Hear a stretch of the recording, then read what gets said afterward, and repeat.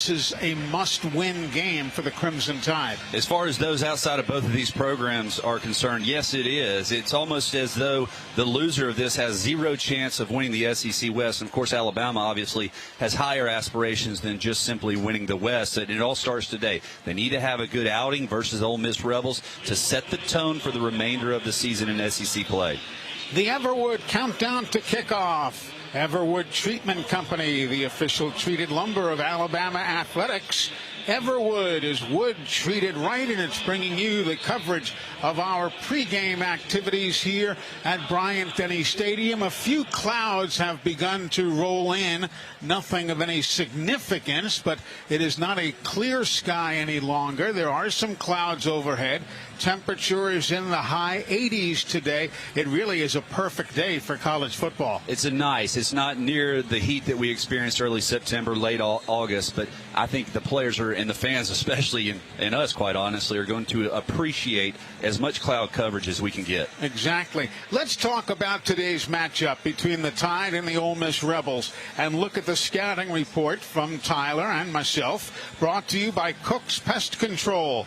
Cook's Pest Control and Centricon, the unbeatable combination for termite protection. Where do we start? Let's go with the Ole Miss Rebels, because they are run by an offensive genius in Lane Kiffin, whose team is facing a defensive genius in Nick Saban today. Offense against defense in a situation like that, who often prevails? 30 years ago, it was always the defense, wasn't it? Yep. That's what traveled. That's what was consistent week in and week out. But here lately, I mean, it's like the shoe is on the other foot, so to speak. And offensively, what these guys are able to do in generating points, we have seen it in the opener, over 70 points scored versus Mercer 48 versus Georgia Tech, Tulane 37. I mean, these are high explosive in the pace of play that they go in. It really puts a tremendous amount of pressure on you, and the different looks. It's almost like you're not going to be right 100% of the time as you could have expected to be 30, 40 years ago. However, let's talk about the talent levels, and they are both loaded. Both these schools are.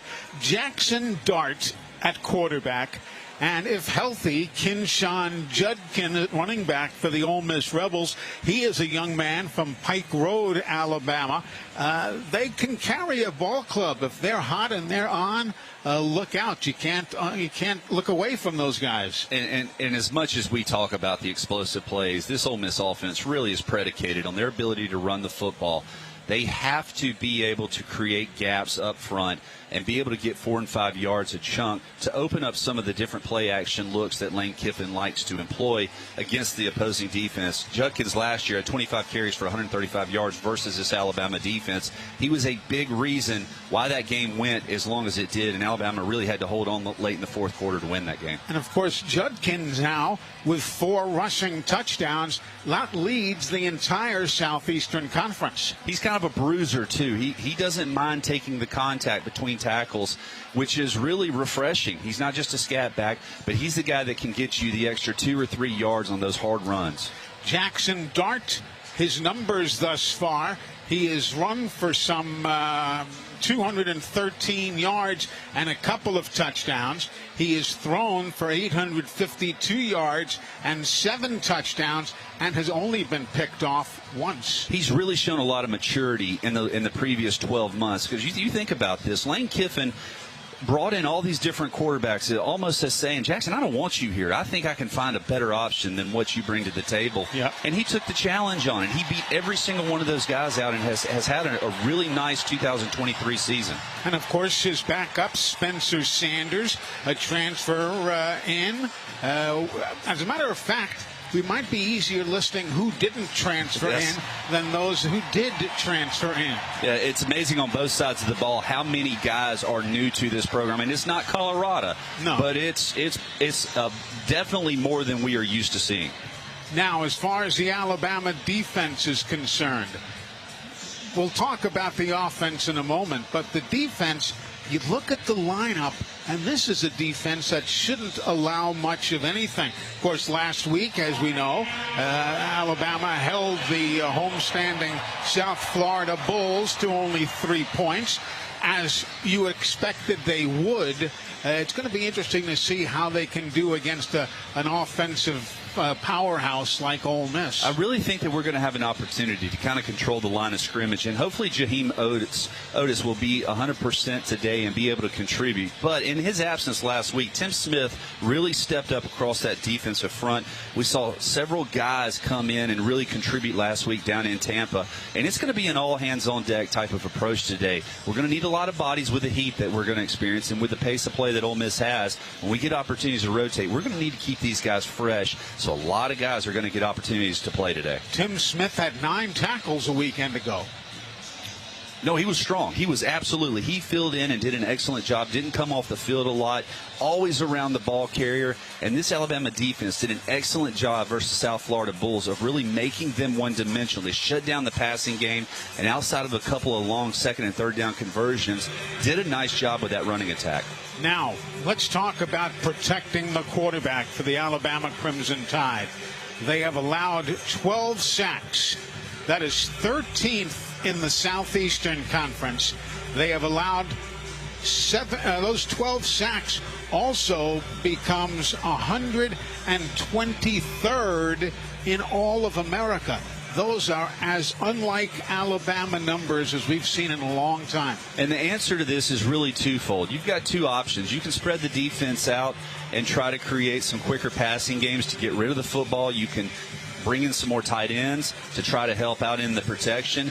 But you also got to have help from your quarterback. So when things are not crystal clear, and he's got to have a shorter clock, I think, than most quarterbacks traditionally would like to have. But Jalen Milroe has to have the ability today of really pulling the ball down and putting pressure on this defensive front to respect his ability to run the ball and treat him as a threat. That's going to prevent them from really rushing as hard upfield, because they're going to have to keep an eye on number 4. Why don't we pause 10 seconds right here for station identification. This is the Crimson Tide Sports Network.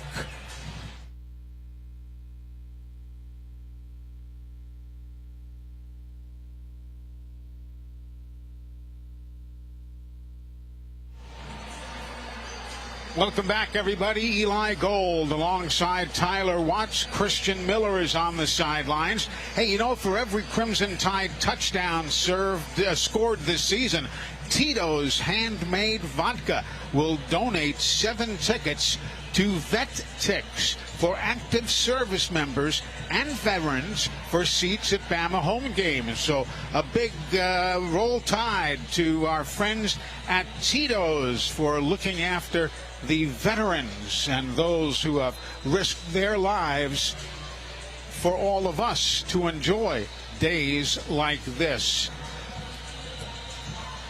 When you talk about this game, so many things come to mind. Pete Golding, former Alabama defensive coordinator, now in that same position for the Ole Miss Rebels. Obviously, Lane Kiffin and Nick Saban. How much does that truly mean with Golding over here now as opposed to over there? Are we making too much of that, Tyler? Well, we probably so, but what do we not make too much of, right? I mean, but that does not diminish nor take away the fact that you can't tell me that both Lane Kiffin and Pete Golding don't want an opportunity to knock off their former coach. That much is absolutely true. And it's also a case of, as far as familiarity and things of that nature, yeah, but it's on both sides. They all know each other's tendencies and what they're trying to accomplish, not to mention the fact that the guys are the ones making the plays out there. You put the film on, you know exactly what's trying to be accomplished on both sides. But don't you know the rah-rah that has taken place in both locker rooms in preparation for this week's games as former players are going against former offensive and defensive coordinators and vice versa? I think it makes for an interesting storyline. It really does. Christian Miller, you've no doubt over the years played against former coaches. How significant of a help is it? Where are you guys from? Oops. Sounds like he's doing a little talking to the fans down there. We'll check back in with Christian in just a moment or so. as he checks on the goings-on down on the sidelines. I'll tell you, there are tons of folks on the sidelines. These conference home games are massive for recruiting. This is really where you, as a high school player, get an opportunity to get the sense of game day preparation, what takes place, as well as the atmosphere that these different stadiums draw and create. And the Alabama fan base does as good a job as anybody in the country. They really do. Christian, if you are back with us. Not yet, okay? So we will check with him again in just a short while. The Ole Miss Rebels warming up to our left, the Alabama Crimson Tide to our right. Ole Miss wearing their white jerseys today with the red numbers, the silver pants, and they've got their light blue helmets going on. And, of course, Alabama, you don't have, it's funny, you get a game notes package from each school, and, Ole Miss has different uniform combinations, red jerseys, blue jerseys, white jerseys, light blue jerseys, all of this, different helmets, different pants. And then they clip off what their schedule is and what they're going to be wearing every game and what their record has been with all, kind of like the University of Oregon. You get their game notes, and 5 pages are what they've done in different uniforms. That's not a factor for the University of Alabama. Maybe I'm old school. I never wanted that distraction. I never wanted anyone talking about swag or what we're going to wear on Saturday. How about you just focus on the job at hand and getting out there and mixing it up? I remember going into Athens, Georgia, a number of years ago, and they had that blackout. The blackout. And Alabama just beat the stuffing out of Georgia. And I remember talking with Gene Stallings, the former Crimson Tide coach. He said, I'll tell you what, if you got them worrying about what they're going to wear, you got them beat before the game's even started. As you can hear, just Gene growling that. Yeah, but it's really true. Christian, now that you have extricated yourself from the crowd down there, have you played games against former coaches? I have, Eli. I faced Kirby Smart a couple of times, and it's always interesting seeing him on the other sideline. But hey, it's part of the business, and you know what you're up for. Those guys know you, you know them, and so it's going to be an interesting matchup. But it always is exciting facing a familiar foe. Did you change your approach because you knew what Kirby's tendency might be? Did they change what they did? Radio check. I just heard somebody checking their radio there in the background. Did you change your approach knowing what Kirby was likely to do? Really didn't change too much, Eli, because Coach Saban, with his principles, we like to focus on what we can control and what we do. We always feel like as long as we're executing and playing our best game, that nobody can beat us but ourselves. So you always are prepared for them to know some elements of your game because they're so familiar with you, but you don't change too much up, but you just are prepared to. You might have to make some adjustments at halftime. You never know, but that's typical in a game anyway. So not too many changes, but just being prepared for a familiar foe. Christian, let's talk about this game in particular. We all know how important it is, and we're going to bring, of course, Tyler in to comment yet again.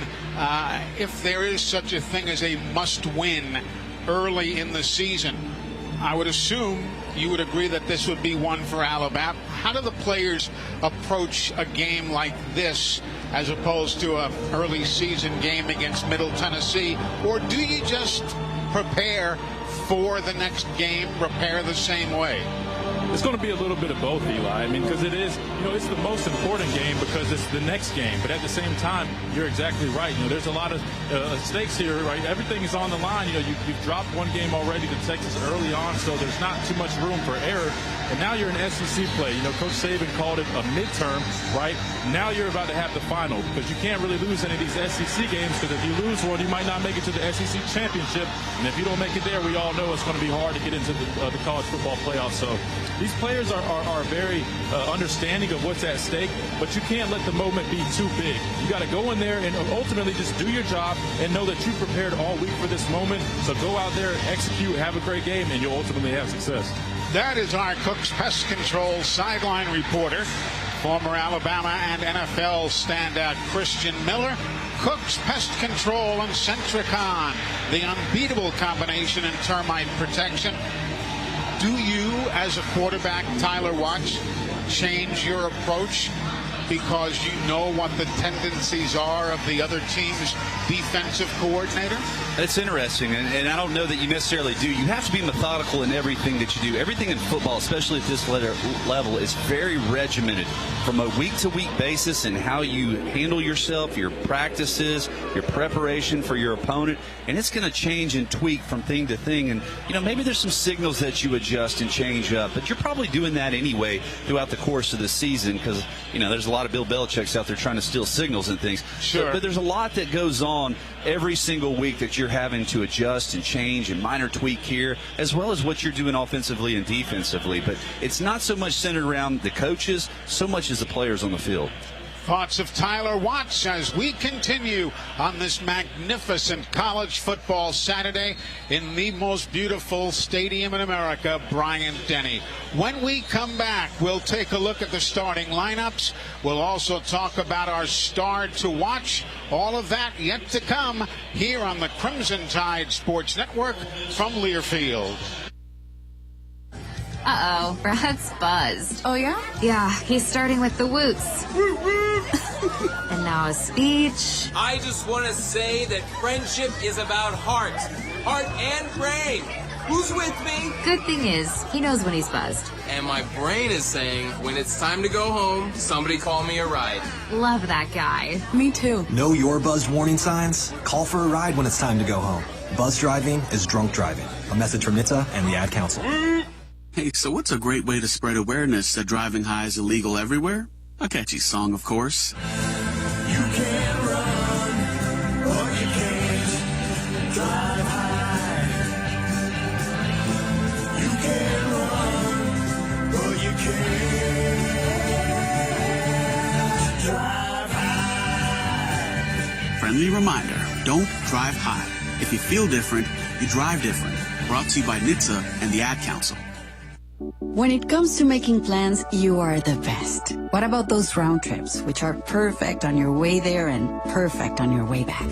Or those meetings with friends, surprise parties, camps, birthdays. The same way you plan for the important moments, start planning to protect you and your loved ones from a natural disaster. Sign up for local weather and emergency alerts. Prepare an emergency kit and make a family communications plan. Get started at ready.gov/plan. Brought to you by FEMA and the Ad Council. My name is Teresa Barber. I was in the United States Navy, and I served overseas in the Middle East and Africa. Early on in my career, I had a commander that taught our suicide prevention training, and the very next day, he took his own life. 90% of suicide attempts involving a gun are fatal. My way of continuing my service is to help protect my community by being a responsible gun owner and by storing firearms safely. Store all your guns securely. Help stop suicide. Brought to you by End Family Fire and the Ad Council. This message is for Karina. Our mom will finish her high school diploma at age 28. Hi, Mom. It's Emmeline and Nicholas. Congratulations on getting your diploma. You worked so hard and have taught us so much. We love you. When you graduate, they graduate. Finish your high school diploma for you and for them. Visit finishyourdiploma.org to find free and supportive adult education centers near you. Brought to you by the Dollar General Literacy Foundation and the Ad Council. And here's Heather with the weather. Well, it's beautiful out there, sunny and 75, almost a little chilly in the shade. Now, let's get a read on the inside of your car. It is hot. You've only been parked a short time and it's already 99 degrees in there. Let's not leave children in the back seat while running errands. It only takes a few minutes for their body temperatures to rise, and that could be fatal. Cars get hot fast and can be deadly. Never leave a child in a car. A message from NHTSA and the Ad Council.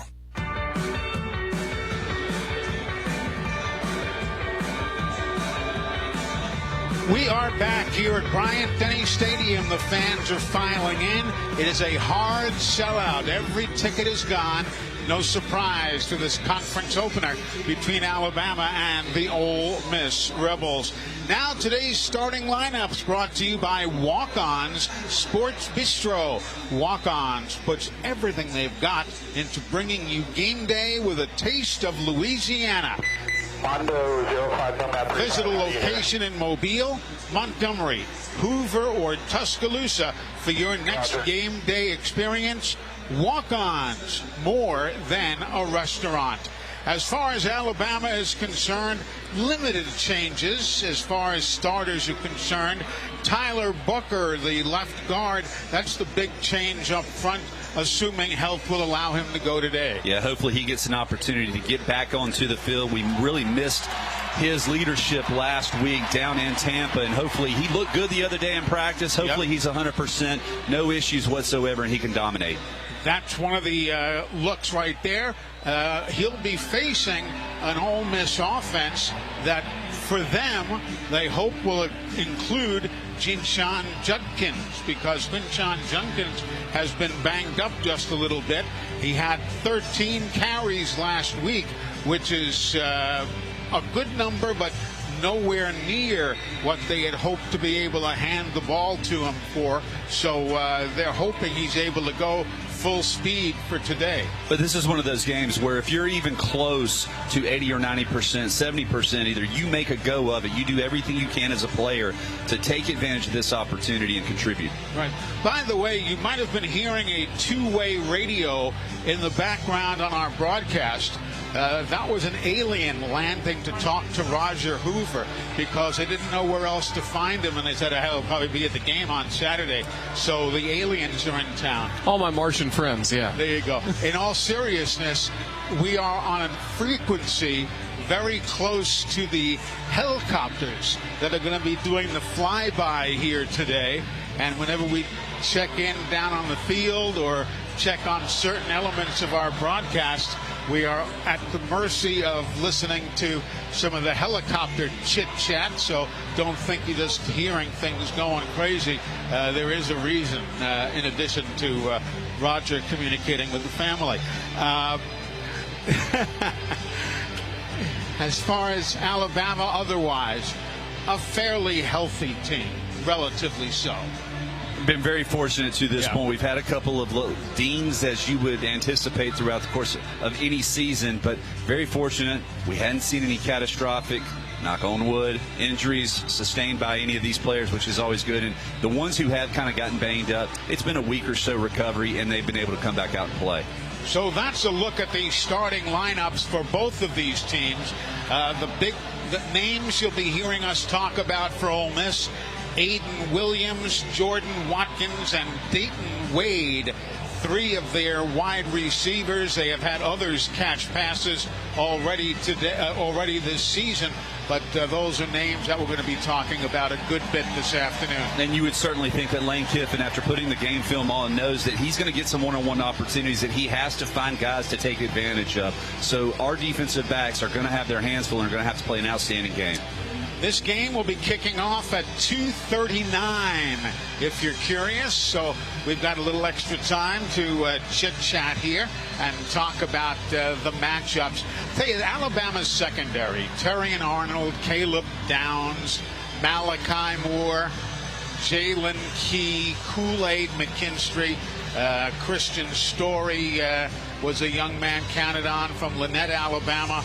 But, you know, there have been some guys banged up, certainly, but that's still a fairly healthy secondary and a talented one at that. Yeah, Jalen Key is probably the one that has sustained the most little nagging injuries throughout the course of the first month of football here, but he's battled through it, and you got to think that every week he's getting healthier and healthier. Malachi Moore has done an outstanding job of moving around, not only applying pressure in the backfield, but also doing a great job in coverage, really communicating amongst those defensive backs, making sure everyone's on the same page. So it's Alabama and the Ole Miss Rebels coming up here shortly. Today's game, Salute to Service, honors William Eason. He is going to be the Salute to Service honoree, presented by our friends at Royal Furniture. So we thank them for their continued support. Of course, Royal Furniture also brings you the in-booth camera, where you can zoom in and check us out while we work, and no doubt see Roger wave at you. Yeah, see, I told you. But he does that. He's already going to his sunglasses too, huh? Yeah, well, you know, he knew he was going to be on camera. He had Joe to Cool. be Hollywood, baby. He had to be Roger Cool, yeah. But no, we welcome our friends from Royal Furniture and all that they are doing to bring these broadcasts to you. Today's game day weather and field conditions are presented by Alpha. Protect your cars, home, life, and business with Alpha. You can get a quote or find a local agent at alphainsurance.com. Proud supporters of the Crimson Tide. Call Alpha. Let's see, it's 87 degrees. Now 88. Gone up a degree in the last quarter hour. 88 degrees with some light clouds overhead. Wind out of the northwest at 4 miles an hour. And what makes it such a comfortable day, on top of everything else, only 39% humidity. Now that's key right there. Stay well hydrated and watch a great game. I think that Alabama is going to come out blazing today and really give us a spectacle to witness. One certainly hopes so, as the Tide needs to be on their game and on their mark here this afternoon. This game being brought to you by Golden Flake, the official potato chip of the Alabama Crimson Tide. We thank them for their ongoing sponsorship and support of the University of Alabama. We are now closing in on 15 minutes from kickoff, presented by Beatbox. Each Beatbox is bursting with delicious flavors. It's gluten-free, low sugar, and resealable. Look for it in stores across the Southeast for your next tailgate today. Just looking around the stadium now, with the exception of the student seats, which are always last to fill in because everybody is still outside, but we will have a hard sellout. Johnny Musso, great Bama running back from the late 1960s into the early 1970s. He and Scott Hunter being introduced to the fans here today as our honorary captains. And, of course, they'll be joined at midfield in a short while by Mason Jones from Birmingham, who'll be joining us courtesy of Barclay GMC and Make-A-Wish of Alabama as our game captain. We welcome Mason Jones to Bryant-Denny Stadium for today's game. I'll tell you, both Scott Hunter and Johnny Musso look like they a little bit older, obviously, but they're still in shape, man. I'm telling you. Fan favorites right there. Of course, everyone knows Johnny Musso, but Scott Hunter, what was it? It was in 1969 in Birmingham where he beat Archie Manning in the shootout there. So great. And then obviously both of them went on to the pros and had great careers. But staples here at Alabama. And Johnny Musso, of course, became a very successful man in business up in his Chicagoland area, while Scott Hunter was a longtime sports broadcaster down in Mobile. Yeah, did a great job. Actually covered us. Yeah, covered the university while I was playing here. Really? Interesting. But that's great to see them here today as our honorary captains for the Crimson Tide and the Ole Miss Rebels. Well, folks, we're going to break away. When we come back, we'll have the toss of the coin, all of that and a whole lot more as the bands now make their way down onto the playing surface. Here comes the $1 Million Band out of the tunnel to our right. Big Al dressed up as well. He's there joining the festivities as you would expect. It's the Tide and the Ole Miss Rebels coming up next here on the Crimson Tide Sports Network from Learfield. This has been the Everwood Countdown to Kickoff Show. Everwood, the official treated lumber of Alabama athletics. Alabama football is also brought to you by Guthrie's, the original chicken finger restaurant, and now an official partner of the Crimson Tide. Aetna, proud sponsor of the Crimson Tide Sports Network. And by Bud Light, easy to drink, easy to enjoy. Here we go. Kickoff is coming up next on the Crimson Tide Sports Network from Learfield.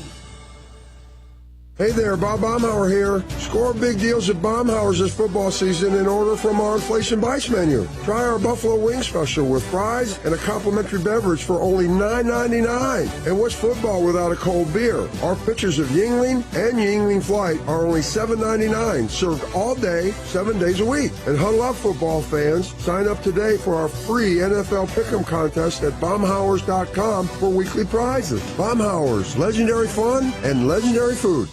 Producing championship quality lumber is not an easy process, but at Everwood Preserving, it's our only process. Wood treated right. Everwood offers top-notch pressure-treated wood for decks, outdoor structures, commercial jobs, and more that you can build your reputation on. When it comes to quality, we're on the winning team. Visit your local Everwood dealer today and discover the difference for yourself. Everwood Preserving Incorporated, the official lumber of the Alabama Crimson Tide. Saturdays are made for football, and when the game is on, we're finally off. Off duty, offline, out of office. A cracked Coors Light is our do not disturb message to the world. On game day, we don't think about the 9 to 5, but worry about the 4th and 1. So this Saturday, grab a Coors Light, press play on some pigskin, and pause on everything else. Coors Light, mountain cold refreshments, made to chill. Proud partner of Crimson Tide Sports Network. 2021 Coors Brewing Company, Golden, Colorado. Celebrate responsibly. We've all been caught up in the little chores that pile up every day. The dishes in the sink, the trash that needs taking out, the pesky check engine light. Isn't it time to make a change and escape to a whole new world of possibilities? Where there's dinner without dishes, nights filled with adventure, and every day you feel like a winner.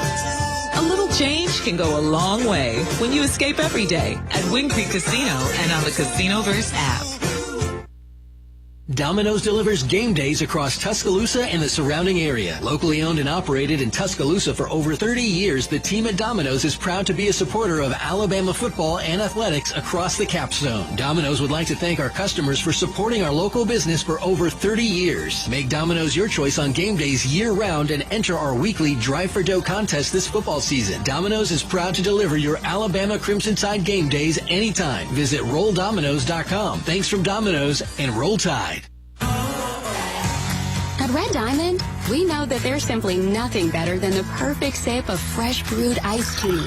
And we've been working hard to make sure choosing Red Diamond is always easy. With only simple ingredients, water, tea leaves, and pure cane sugar. Or no sugar. We make sure our tea tastes like, well, tea. Stop by your local cooler and pick up a gallon for a perfect sip today. Red Diamond. Perfect, not easy.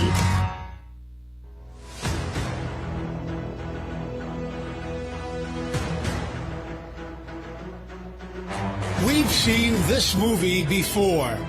The leading man, or hero, in this week's Saturday afternoon blockbuster is clearly Boffo Box Office. This genre's brightest star, Bama coach Nick Saban, has lit up college football's biggest screens for one Oscar-winning performance after another. Touchdown, Alabama! Indian straight with a return of 95 yards. Rolls end zone. Touchdown, Alabama! Devontae Smith. Backpedals, looks left, throws, touchdown. 2-point conversion. And Alabama wins. John Mechie on the grab. Hollywood script writing 101 tells us, however, that when you have a hero, you must assuredly need a villain. However, in this case, we'll take creative license to replace the black Stetson with a visor. Who better play the antagonist than a former Bama coordinator, an offensive genius, a wunderkind who credits his mentor for saving his career. The things that I learned from him defensively, things I learned from him organizationally, discipline. I'm extremely grateful to him, and he really helped me at a really challenging time in my life. Ole Miss coach Lane Kiffin has his 3-0 Rebels ready to step out of the limo, on to the crimson red carpet, and right into Bama's runway spotlight. While Bama so far has spun the beginnings of an epic mystery with a wild series of unexpected plot twists and more questions than answers, it's been said before about this very master versus mentor matchup, and we'll say it again.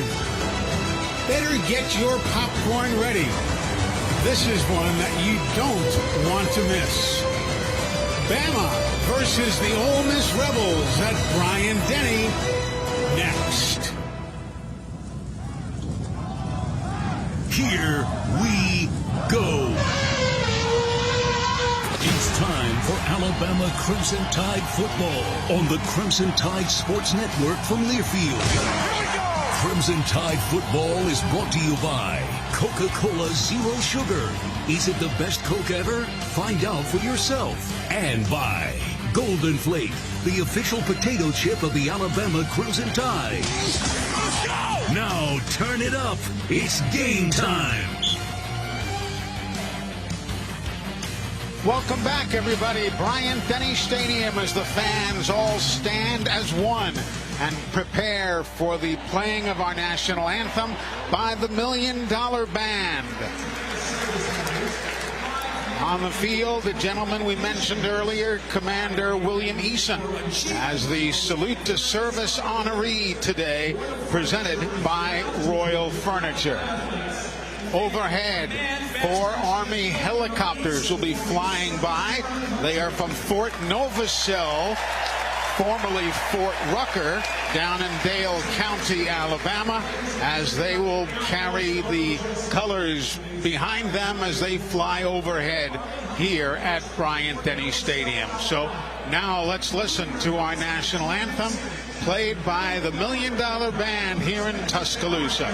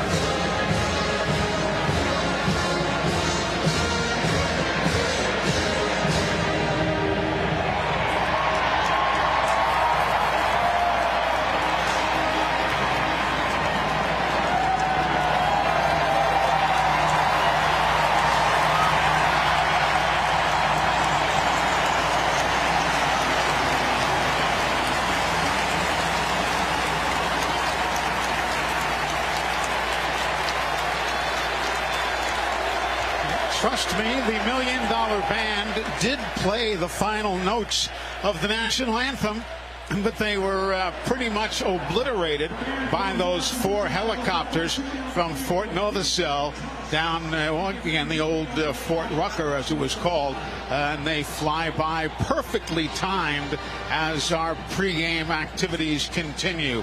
The toss of the coin will be coming up shortly, handled by referee Scott Walker. He is the official heading this Southeastern Conference crew. The toss of the coin will be handled by he and delivered by Tuscaloosa Toyota. You know, most every pre-owned vehicle at Tuscaloosa Toyota comes with our exclusive lifetime warranty. Shop 24/7 at TuscaloosaToyota.com. And that is going to be upcoming here in just a moment or so. Continuing our look at the officiating crew for today. Behind the referee, Scott Walker, it's a veteran crew. Tom Quick is the umpire. Gary J-Rowe, the head linesman. The line judge is Chad Lawrence. The field judge, Philip Davenport. The side judge today is Victor Sanchez.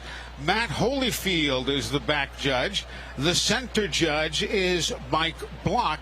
And the replay official is Mitchell Wilkins. So that is the SEC crew assigned by the league office to work this game here today. Alabama comes in ranked number 13 in one poll, number 12 in the other. Ole Miss number 15 and number 16 in the respective polls. But those numbers really don't mean a whole heck of a lot. It's just something for us to mention as we go, and a lot of the talk shows will talk about that. But it really does. Do the players give note to that until it gets time for the real polls? I don't know that they do or don't. I know that we always did to a certain extent of just respecting your opponent and understanding how good they are, but it ain't a hill of beans out here today. You find out exactly what you're made of and what your opponent is made of once you tee that ball up. Do the players know how good or how deficient their own team is at this stage of the season? I'm trying to figure out what the players are thinking on both sides. Does Ole Miss say, hey, we're the best 3-0 team around after beating Mercer, Tulane, and Georgia Tech? Yeah. Does Alabama say, goodness, we should have won all three and done so by 20 points? What are the players thinking? You do not play at this level unless you have extreme confidence in yourself and in your abilities. There is nobody in the country, regardless of what your record is, that you don't think that you can't go out there and compete against. There's almost like an automatic chip on your shoulder every single week of who you're playing against and thinking that you have something to prove. But the coaches know what the deficiencies are of these players, and they want to try to prevent those from being exposed by the opponent. Well, we'll see exactly how it plays out here today. The Alabama Crimson Tide and the Ole Miss Rebels. Bama at home in the crimson jerseys over the white pants.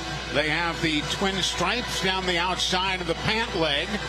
The helmets are crimson with the white stripe down the middle and the uniform number on the side of the headgear. The Ole Miss Rebels, meanwhile, we mentioned earlier, they are wearing white here on the road today. They've got all sorts of uniform combinations from which to choose. They're going to wear the white over the silver or gray pants. They've got the numbers in front and in the back. They now make their way down the tunnel from the visitors' locker room, while Alabama, displayed on the giant screens around the stadium, here they come from their locker room. And now the cheerleaders will lead the Ole Miss Rebels out onto the field. They've got their red numbers on the white jerseys and the powder blue, if you will, headgear with the Ole Miss inscript on the side of the helmets. And now here comes Alabama.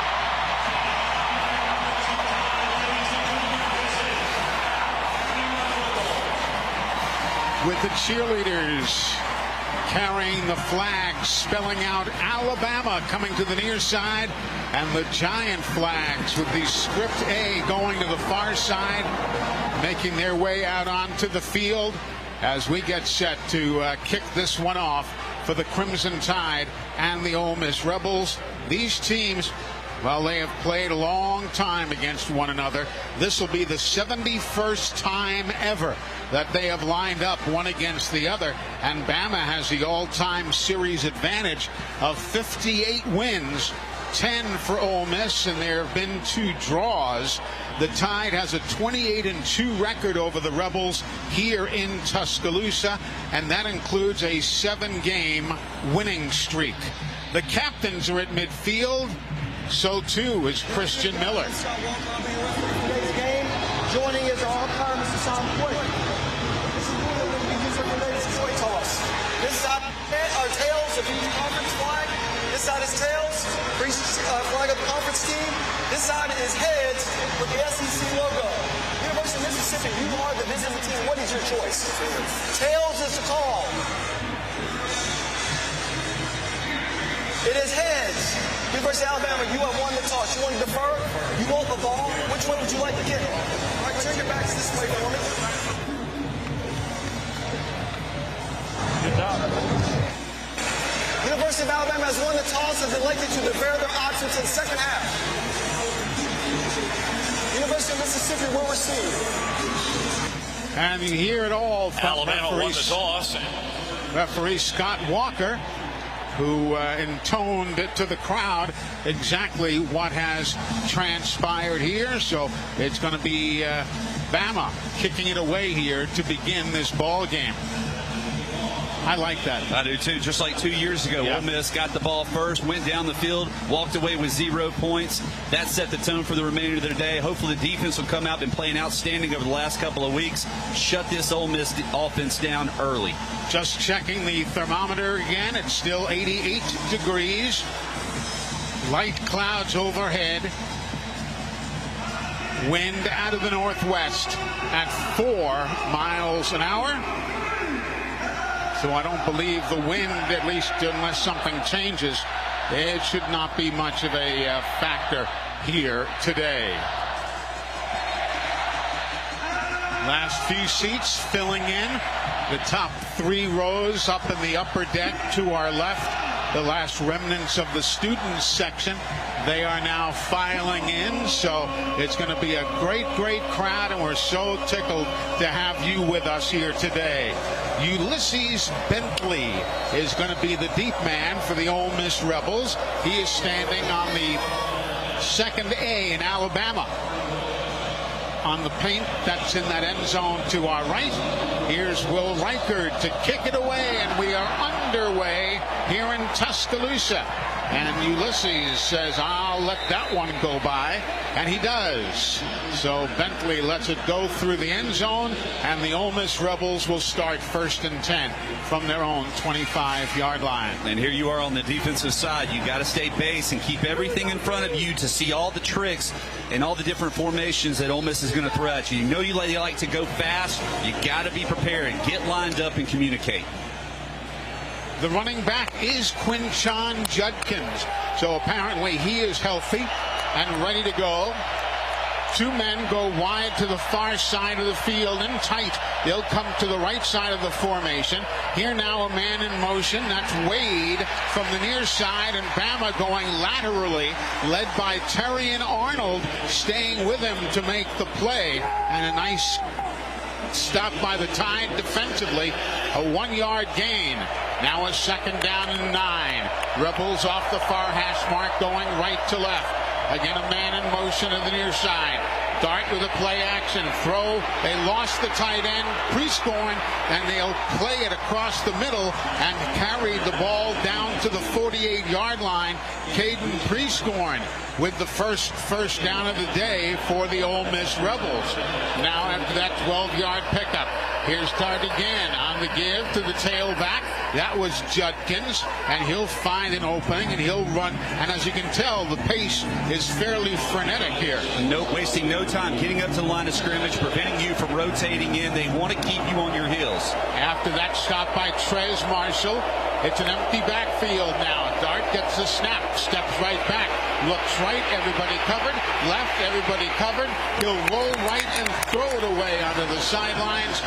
Bama's defense is pursuing well. Tim Keenan doing a good job of applying pressure as well as Otis, but also keeping containment, staying and having the integrity of your rush lanes and not allowing Jackson Dart outside the pocket.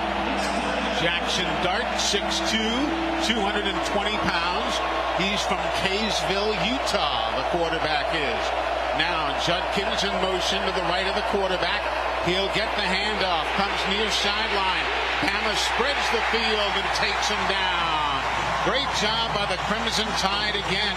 Kool-Aid McKinstry, after Malachi Moore put up the stoppage and held everybody in check, Kool-Aid came up to make the tackle. They rotated Judkins out to try to indicate man coverage. They got the look that they wanted. They tried to get the ball in the perimeter, but as you mentioned, Malachi Moore coming up from that star position, forcing the ball outside, and Kool-Aid McKinstry right where he needed to be to take him down.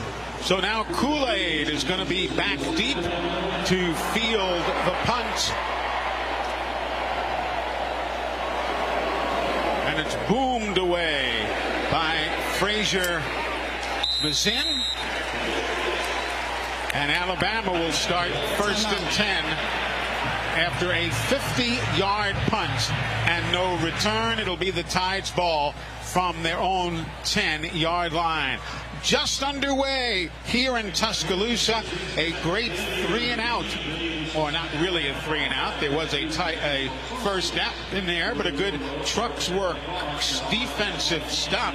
Truck Works sponsors all the great Crimson Tide defensive stops. And remember, Truck Works has commercial dealers with 13 locations across the Southeast to keep your business rolling. Back after this on the Crimson Tide Sports Network from Learfield. Tide fans, it's Caleb Downs, here to remind you flu and COVID-19 continue to affect our community. So don't wait. Vaccinate. Visit alabamapublichealth.gov/IMM to learn more. Stay safe and roll Tide. Having forklift issues? Well, maybe you need a new lift. Maybe you just need your equipment repaired. Trust the experts at the Lilly Company. Lilly is your one-stop shop for material handling and an authorized dealer for the #1 forklift in the world, Toyota forklifts. From new forklifts to everything else in your warehouse, the Lilly Company has over 100 years of experience to take care of your business. Online at lilyforklifts.com, proud partner of the Crimson Tide. We've all been caught up in the little chores that pile up every day. The dishes in the sink, the trash that needs taking out, the pesky check engine light. Isn't it time to make a change and escape to a whole new world of possibilities? Where there's dinner without dishes, nights filled with adventure, and every day you feel like a winner. A little change can go a long way when you escape every day at Wind Creek Casino and on the Casinoverse app. Tide fans, it's Caleb Downs, here to remind you flu and COVID-19 continue to affect our community. So don't wait. Vaccinate. Visit alabamapublichealth.gov/IMM to learn more. Stay safe and roll Tide.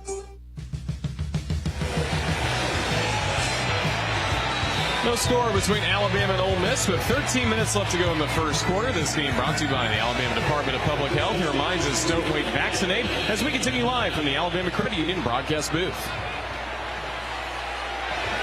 Getting set to go. 1st and 10 Alabama from their own 10-yard line. Milroe in the pistol formation, hands off to Jace McClellan. He'll fight his way forward and get out across the 15 to the 16-yard line. So a nice little pickup right there for Jace as Alabama keeps the ball on the ground, which I will expect that they will do a good bit today. I definitely think that this is an advantage that the Alabama offensive unit has over Ole Miss, is controlling the line of scrimmage. Going to have a lot of 2 tight end formations, possibly even 3 for Alabama. Motion, Robbie Oots goes to the far side of the formation. Delay give. Left side over tackle. Very little gain, maybe a half yard. It'll bring up a 3rd down. Kyrie Coleman, the middle linebacker, made the tackle for the Ole Miss Rebels. It'll be a 3rd down and a couple for the Tide. 12 minutes to go, opening quarter. We're just getting going. No score, Alabama and Ole Miss. Here now, coming to the near side is Isaiah Bond. He's in motion. He will join Burton wide to the right side. 2 wide outs to the left. Waiting, getting the snap. Milroe looks left, takes off running. He's got a 1st down. He's got himself more than that across the 35-yard line. That'll be a 20-yard run for Milroe. And Alabama will go hurry up back to the offensive line to try to keep Ole Miss on their heels. But this is what Jalen Milroe has to do all day long. 1, 2, 3, run the football. You were a threat. You can really hurt this defensive unit with your legs. The first rushing touchdown of the day brought to you by Duncan, as Alabama now looks, gets the handoff. And Jace McClellan will pick that up. That rushing TD. Excuse me, a rushing 1st down. I correct myself. Brought to you by Duncan. 4 guys in the boundary for Alabama. This is a difficult look for Ole Miss. Man in motion. C.J. Dupree goes left, big hole, and taking advantage of that is Milroe. He just took off and followed everybody to the left side. Gets across midfield and all the way down to the 40. An 18-yard gainer, and that's the Milroe we have come to want to see and did see at a good bit during the preseason. And it's all set up by the formation. You have the ball in the right hash. You put three receivers into the boundary, and that forces Ole Miss to rotate their defense, which opens up the entire left side of the offense. Roydell Williams now in running back, left side of the quarterback. Oots, the tight end, comes in motion to the left slot. Here's Milroe, looks to throw near side, does. Complete. Burton. Jermaine tries to break a tackle, gets close to the 30. Zamari Walton, the cornerback, came up to make the stop after a gain of 8.5 on the play. It'll be second down and a couple for the Crimson Tide. Now in a tight formation. Here's the give. Roydell Williams. He'll dance his way through traffic. Cuts left, and at the near hash mark, he'll be picking up another first down for Alabama. The Crimson Tide with another banked first down. Really nice run. We had a little leakage in between Seth McLaughlin and Darian Dalcourt, but only one guy was able to penetrate. Roydell Williams easily sidestepped him to pick up positive yardage in the first down. Dupree and Nyblack are the 2 tight ends. Here comes Nyblack in motion to the near side of the formation. Milroe gets the snap, looks left, throws across the middle. It is caught at the 20-yard line for a pickup of 7. He never looked up the middle. He looked left all the way and then let her go. Yeah, zone coverage, so easy there just to understand exactly what the defense is doing. Your tight end, C.J. Dupree, sits down in a hole. Another nice gainer. And I really like the intensity Tyler Booker is showing so far, doing a good job cleaning the pile up. He is not letting go, setting the tone here early. Bond and Law will go wide to the far side. Tight ends looking around. Dupree comes in motion to the right side of the formation. There's a unclean give to Jace McClellan. Straight handoff, and it just wasn't consummated well. I believe that was Jared Ivey, defensive lineman on the roster for Ole Miss, that came through the line of scrimmage completely untouched. Yeah. He's actually a stand-up linebacker. A senior from Sewanee, Georgia, from Georgia Tech. Now a snap, rolling right, Milroe pumps, and he's taken down at the 30-yard line. It'll be the first sack of the day for the Ole Miss Rebels. He was looking, Milroe was. He pumped a couple of times. Nothing he could do with it. And here's Will Reichert coming in. So we talk about playing within yourself, playing within the scope of the offense, but also understanding down and distance. That goes in the bad category right there for Jalen Milroe. You got to throw that football away. Made it a much more difficult field goal try for Reichert. This is going to be a 48-yarder off the near hash mark. The wind is not a factor. The orange tassels are just hanging limply from the uprights. The snap, the kick. It's on the way. It is good. 48 yards for Reichert, and Alabama takes the early lead in the ball game by a score of 3-0. We come back in just a moment, and the Tide defense will go to work after having stopped the Rebels on their first possession of the day. Back after this on the Crimson Tide Sports Network from Learfield. On game day, success starts with a great game plan. No matter if you're at home or on the road, greatness starts here with the Ford F-150 truck. Delivering a rare combination of power and smart technology like the available class-exclusive Pro Power onboard, Ford F-150 helps make great things possible. Visit your local Ford dealer, proud sponsor of the Alabama Crimson Tide. See owner's manual for important operating instructions. Class is full-size pickups under 8,500 pounds. GPWR. Crimson Tide Football is brought to you by Aetna, proud sponsor of the Crimson Tide Sports Network. This is Alabama Crimson Tide Football from Learfield. The possibility of lung cancer can be pretty scary, especially if you're one of approximately 8 million current or former smokers at high risk. That's why SaveByTheScan.org wants you to know that now there's a breakthrough low-dose CT scan that can detect lung cancer early, and it only takes 60 seconds. You stop smoking, now start screening. For an easy quiz to see if you're eligible, visit SaveByTheScan.org. It could save your life. SaveByTheScan.org is brought to you by the American Lung Association's Lung Force Initiative and the Ad Council. Into the building for the first time after the shooting. It was crippling, but it had to be preserved. In response to the Pulse nightclub shooting that affected the LGBTQ community, Barbara Poma, owner of Pulse, founded the One Pulse Foundation to honor Pulse victims and survivors. If you're an ally of this community, speak out. There are more of us together than apart. It is the power of love in its rawest form. Join the fight for LGBTQ acceptance. Learn how at lovehasnolabels.com. Brought to you by Love Has No Labels and the Ad Council.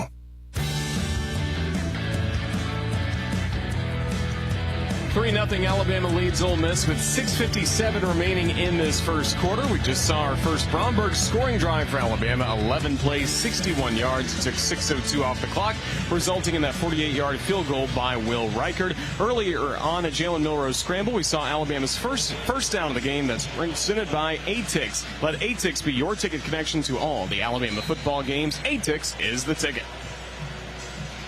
Welcome back, everybody. Glad you're with us.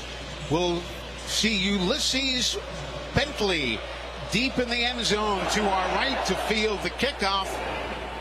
And as was the case in the first kickoff, this too is a touchback. And going back to Alabama's impressive first drive, Christian, just talk about the stress it puts on a defense when you do something odd like putting 3 trips into the boundary. Yeah, so Tyler, we call that FIB, formation in the boundary. And so they came out with a lot of unorthodox formations, a lot of pre-snap movement, wide trade, jet motion, running back exits. But the good news is the defense handled it appropriately. It is tough, you're right, pre-snap to see all that movement, but it looks like they're prepared for this, and they did a really nice job that first series. Alabama's defense digs in again. Kinshawn Judkins is the running back. Play action. Dart throws, finds a man open, middle of the field. That's Wade. He comes down the left sideline and gets drilled as he goes out of bounds. But at the 35-yard line, it'll be about a 40-yard pickup for Ole Miss on that play to Wade. Now quickly back to the line of scrimmage. Slapping his hands. Play action fake. The screen near side, and Bama reads that one. Dayton Wade was taken off the scene by Malachi Moore, who had that one diagnosed perfectly. Boy, jammed him at the line of scrimmage and just not giving up any ground. He's able to fight through a blocker and create a loss for Ole Miss. Justin Eboigbe leaves. Bama substitutes. Man in motion goes to the far side. Faking the toss and throwing it left side. Caught up high by Zachary Franklin. And he will pull it down at the 22-yard line. A 12-yard pickup on the play. Franklin wasn't even on the depth chart to begin this season, and now he is playing as the handoff inside goes nowhere, but bouncing off the crowd and carrying it is Judkins down the right sideline inside the 10 to the 9-yard line. Yeah, not unsure how he was able to get out of all of that cluster and keep his balance. Malachi Moore was able to attempt for the open field tackle, came down a little awkward and slow getting up.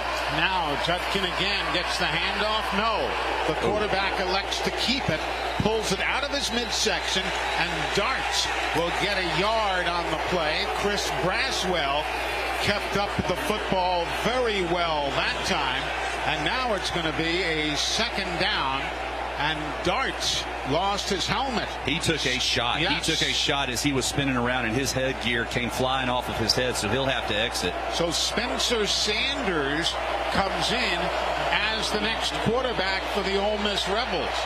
He wears number 3 on his back. He stands into the empty backfield. Sanders twitches, and here comes an offside call. Caden Prieskorn, the tight end.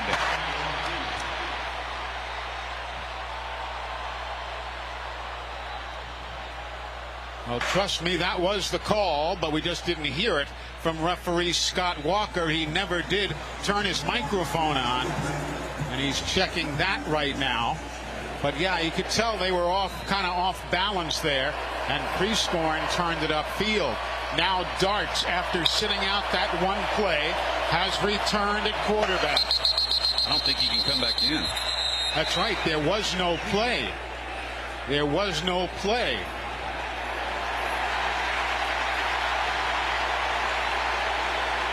They're going to have to bring Sanders back in off the bench, or whomever they want. And it will be Sanders, but yeah, there was no play.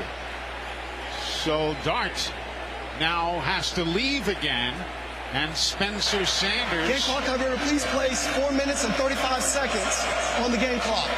4 minutes and 35 seconds. It now says 4:16. They change it to 4:35. Ulysses Bentley is the running back to the right side of Spencer Sanders in at quarterback for Ole Miss. Man in motion from the near side to the far. Here's a toss to a man in motion. And laterally goes Dayton Wade, but so too does Terry and Arnold go laterally, and he makes the nice play, shoving things out of bounds at about the 11-yard line. Boy, Terry could not have played that any better. He had a blocker on him, and he forced the ball carrier to the perimeter, but maintained that outside leverage, so he was able to disengage from the blocker and make the tackle. Darts is back in at quarterback on a 3rd and 10. Empty backfield. 3 left, 2 right. Dart calls his own number and walks right up the middle, as though, no pun intended, the Red Sea had parted. And he goes right up the middle between the gut of the Bama defense and calls it for his own touchdown. 10 yards. Well, he worked so hard to force that 3rd down conversion, and then just to give up the middle of the field like that. Kind of experienced the same thing last week versus South Florida on several occasions.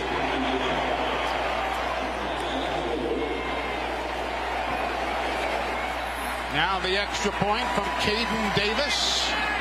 It is up, and it is good. And Ole Miss has taken a 7-3 lead over the Alabama Crimson Tide. The Bromberg scoring drive is going to be 5 plays, 64 yards, 2 minutes and 41 seconds. We move on here in the first quarter with Ole Miss on top 7-3 on the Crimson Tide Sports Network from Learfield. Picture yourself here.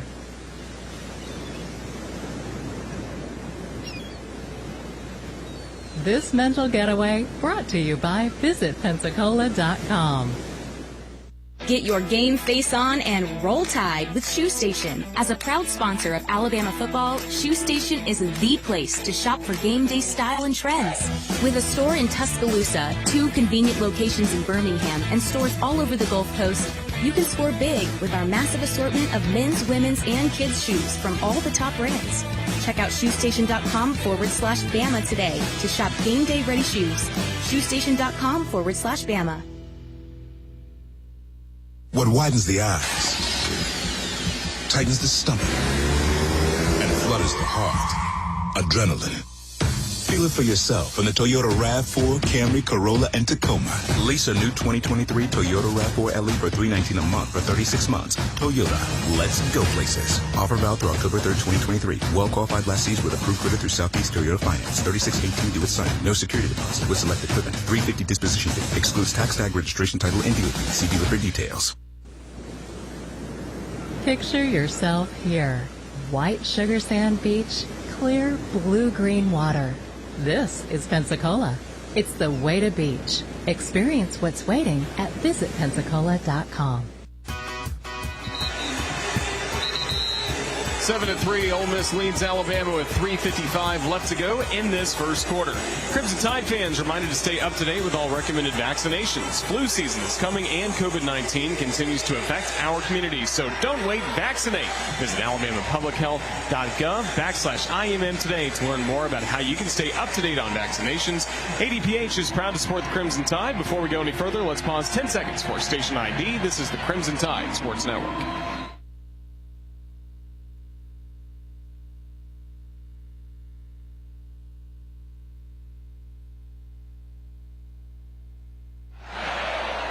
Kendrick Law and Ja'Cory Brooks are deep on the kickoff, but neither man has to work as the football sails into and out of the end zone, or actually goes about 9 yards deep into the end zone to give the Tide the football. 1st and 10 from their own 25-yard line. Just joining us, 3:55 remaining in the opening quarter. 7-3 Ole Miss on a 10-yard Jackson Dart run up the middle after Will Reichard hit a 48-yard field goal for Alabama. Jace McClellan is the single setback. Oots, the tight end, goes wide to the left side.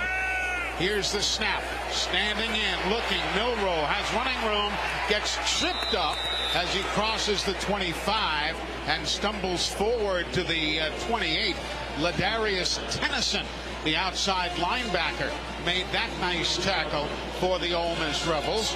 They bring in Isheem Young now, working in the secondary. Cedric Johnson comes in at outside linebacker. Bama works again. In motion, Isaiah Bond going left.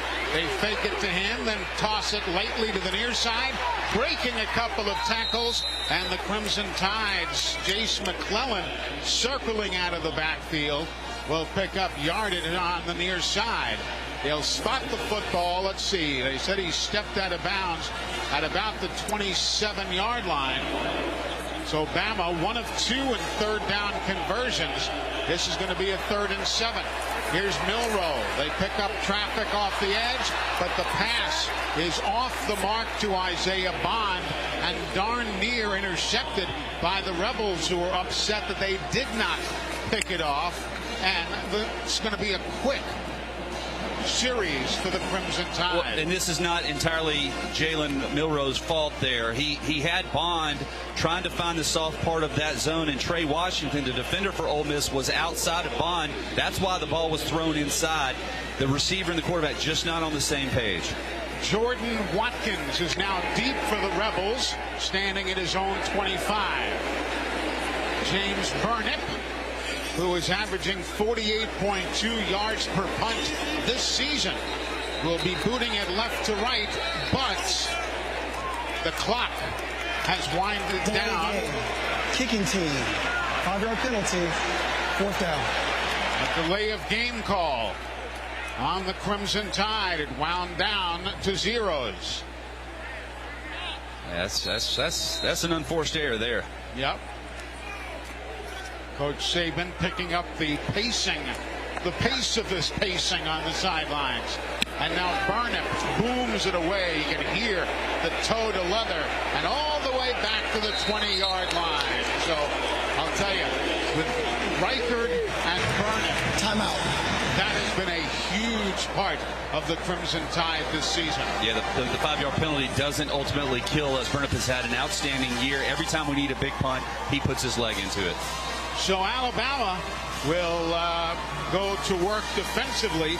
1st and 10 here, as we are now at this stage nearing the end of the first quarter. 2:36 remaining in this first quarter of play.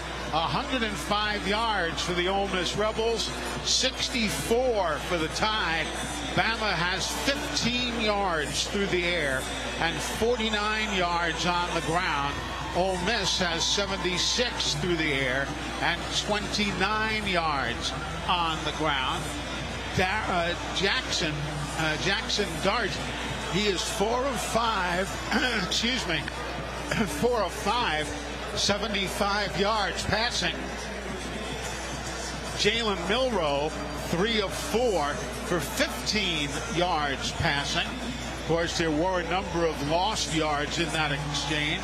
Alabama's rushing numbers: Milroe, 4 carries for 31 yards. That is the leading ground gaining number for Alabama. So we've done some positive things. Defensively, had a good stop on the opening possession, and then the second possession let them go right down the field. So a lot of positives on both sides, but plenty that we can continue to improve on. This is not going to be a game where you can settle for field goals. Offensively, you got to find a way to get the ball down the field, and defensively, that one guy, it seems like we're blanketing all the receivers that Ole Miss is throwing into the secondary, but there's always that one receiver, Christian, that seems to be getting loose. Yeah, that was the second drive in a row on defense that we had a bust in the coverage. Like you just mentioned, there's just always one guy open. So they're going to need to clean up that communication and execution to improve going forward and eliminate those chunk plays, because that's what we said going into this game. We've got to eliminate those explosive plays, especially the unwarranted ones. But I will say I'm really impressed at how we're stopping those perimeter plays. Ole Miss has really tried to test our perimeter. They probably went and watched Texas and saw how they were able to have some success on the perimeter. So they've tried it in this game, but so far so good for the Alabama defense. Jamarian Latham, Tim Keenan III, and Jaheim Otis, now the Alabama defensive fronts. Jamarian Latham from Reform, Alabama, over in Pickens County. They break the huddle, the Rebels do, scattering everybody out of the backfield. Now a man in motion, and he gets the handoff as he goes by. There's a flag on the play with Dayton Wade. However, an illegal motion will likely negate this play. Wade came across to get the handoff with a little toss. And again, the referee microphone here not working, but it is an illegal motion call. Yeah, 2 guys moving at the snap of the ball. The receiver, the running back that went out, never got set. So, fortunately for Al, you talk about unorthodox looks. They had guys all over the place. They did. Now Ulysses Bentley in the tailback spot. He'll shift to the left of the quarterback. 2 other men come in motion to the left. Now here's one more going as the throw across the middle is over everybody's head. Incomplete, looking for Jordan Watkins. He had pretty decent coverage on him from Jalen Key and Kool-Aid McKinstry, but the pass was off the mark. Boy, Lane Kiffin putting a lot of stress on this secondary. Ulysses Bentley free release from this tailback position and was also open on the seam. Now a 2nd down and 10. Man in motion from the far side. Play action fake. Rolling back to his 4-yard line.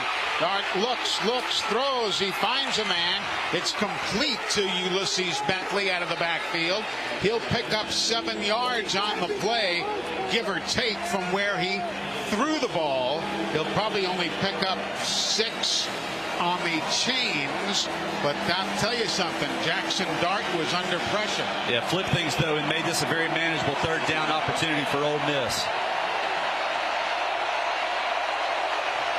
Bentley is to the right of his quarterback. He stays in, picks up the pressure.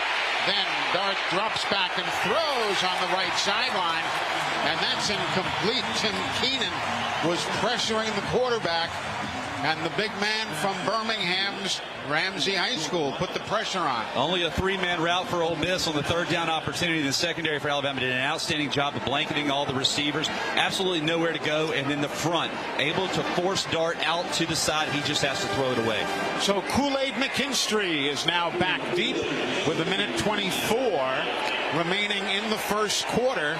7-3 lead for Ole Miss. Fraser Mazin will punt this one away. It takes a hop sideways and will go out in the vicinity of the 30-yard line. We'll wait and see exactly where they mark the football, but the Crimson Tide will be going to work 1st and 10 right here with a minute 15 remaining in the opening quarter of play. All right, good field position here for the offense. Defense did their job forcing the punt. Now you have to reestablish that line of scrimmage and stay ahead of the chains.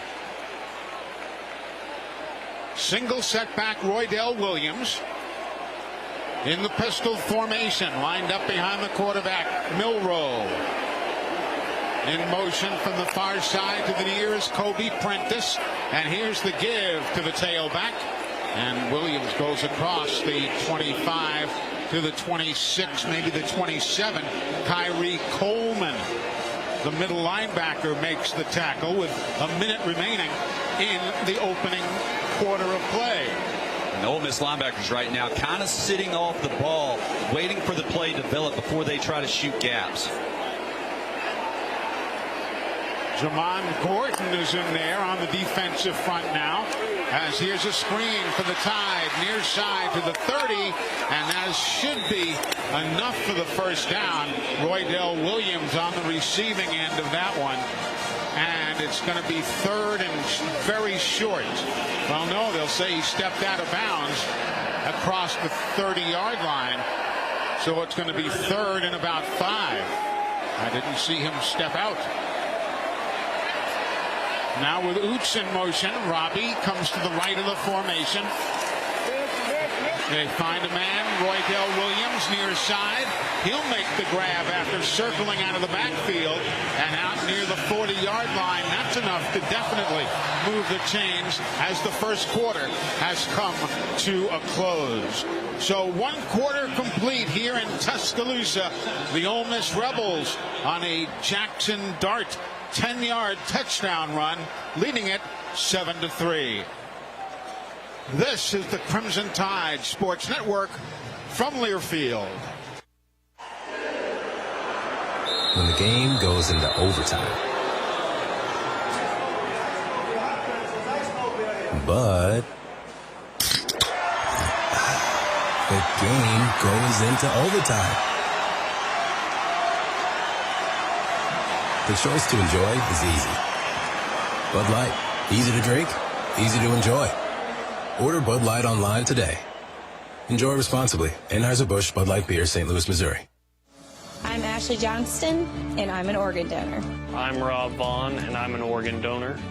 I'm Patrick Murphy, and I'm an organ donor. I'm Nick Saban, and I'm an organ donor. I'm Nate Oates, and I'm an organ donor.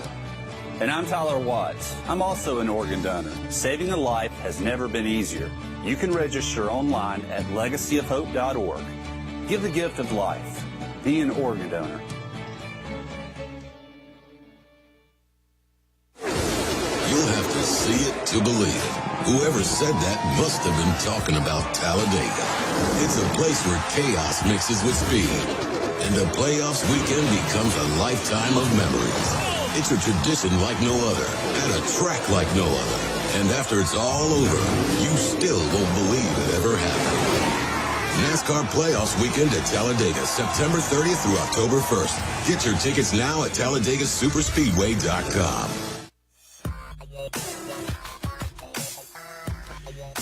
And your scores are brought to you live by the folks at Alabama Power. I love this music, by the way. 3:15, number 23, Tennessee over UTSA, 7-0 at the end of the first quarter. A&M beats Auburn 27-10. That's a final. And how about number 10, Oregon, leading number 19, Colorado, 13-0. That game in the first quarter as well. Back to Bryant Denny. Take it away, Roger Hooper. Thank you so much, Brian Houseworth. The first quarter recap is presented by Knox Pest Control. With over 80 years of experience, Knox Pest Control has been serving the communities of Alabama, Georgia, Mississippi, and North Florida, offering pest control, wildlife control, and lawn care. Call 877-KNOX-PEST or visit KnoxPest.com. Knox knocks them out. So far, we've seen a field goal for Alabama from Will Reichard and a rushing touchdown for Ole Miss by Jackson Dart. Today's game is presented by the Alabama Department of Public Health, who reminds us, don't wait, vaccinate. We continue live as we get set to start the second quarter inside the Alabama Credit Union broadcast booth, where you can feel good about your money. On a gorgeous day here in Tuscaloosa, Eli Gold, Tyler Watts, Christian Miller on the sidelines. Our spotter is Butch Owens, our engineer-producer Tom Stipe, the host of our broadcast, Roger Hoover, from whom you just heard. We're tickled to have you with us. Ethan Carabin running the in-booth camera for our friends at Royal Furniture.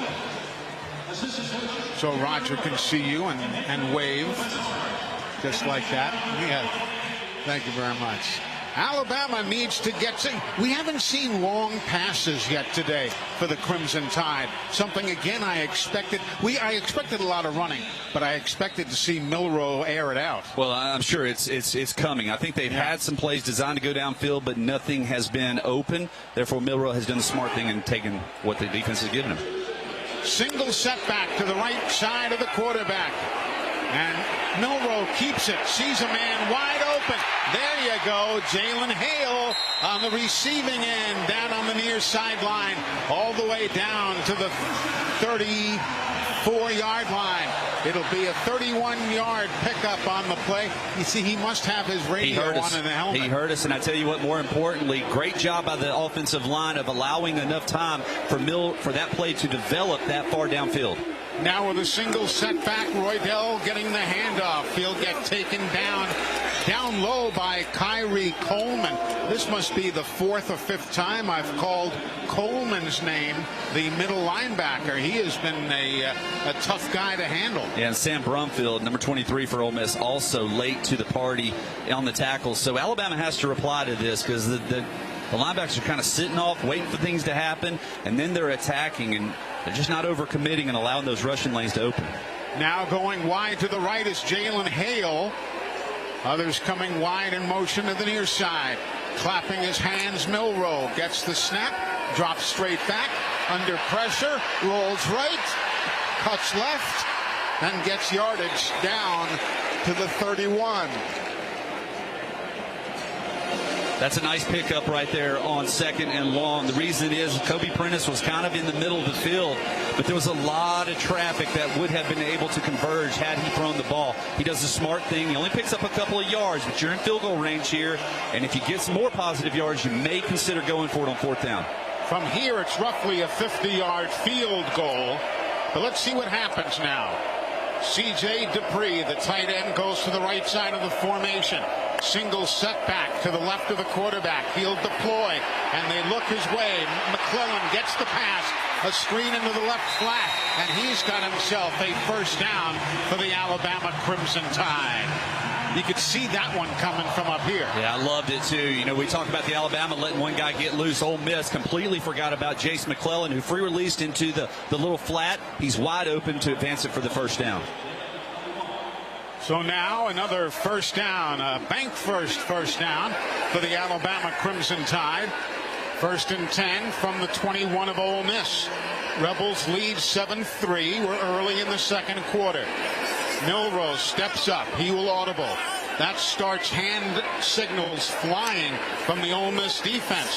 Handoff, Alabama, big hole, right side, and winding his way through traffic was Jace McClellan, and he'll pick up some 8 or 9 yards on the play. A nice play getting Alabama into the red zone now, and the Crimson Tide Chick-fil-A red zone. Let's see what it can yield for the good guys here. Bama trailing 7-3. Man in motion. 11:52 to go. Keeping it is Milroe. Goes laterally to the right sideline. Turns it upfield, and he will get himself down inside the 10. Let's see where he stepped out initially. Nice block by Jace as he got down to about the 7.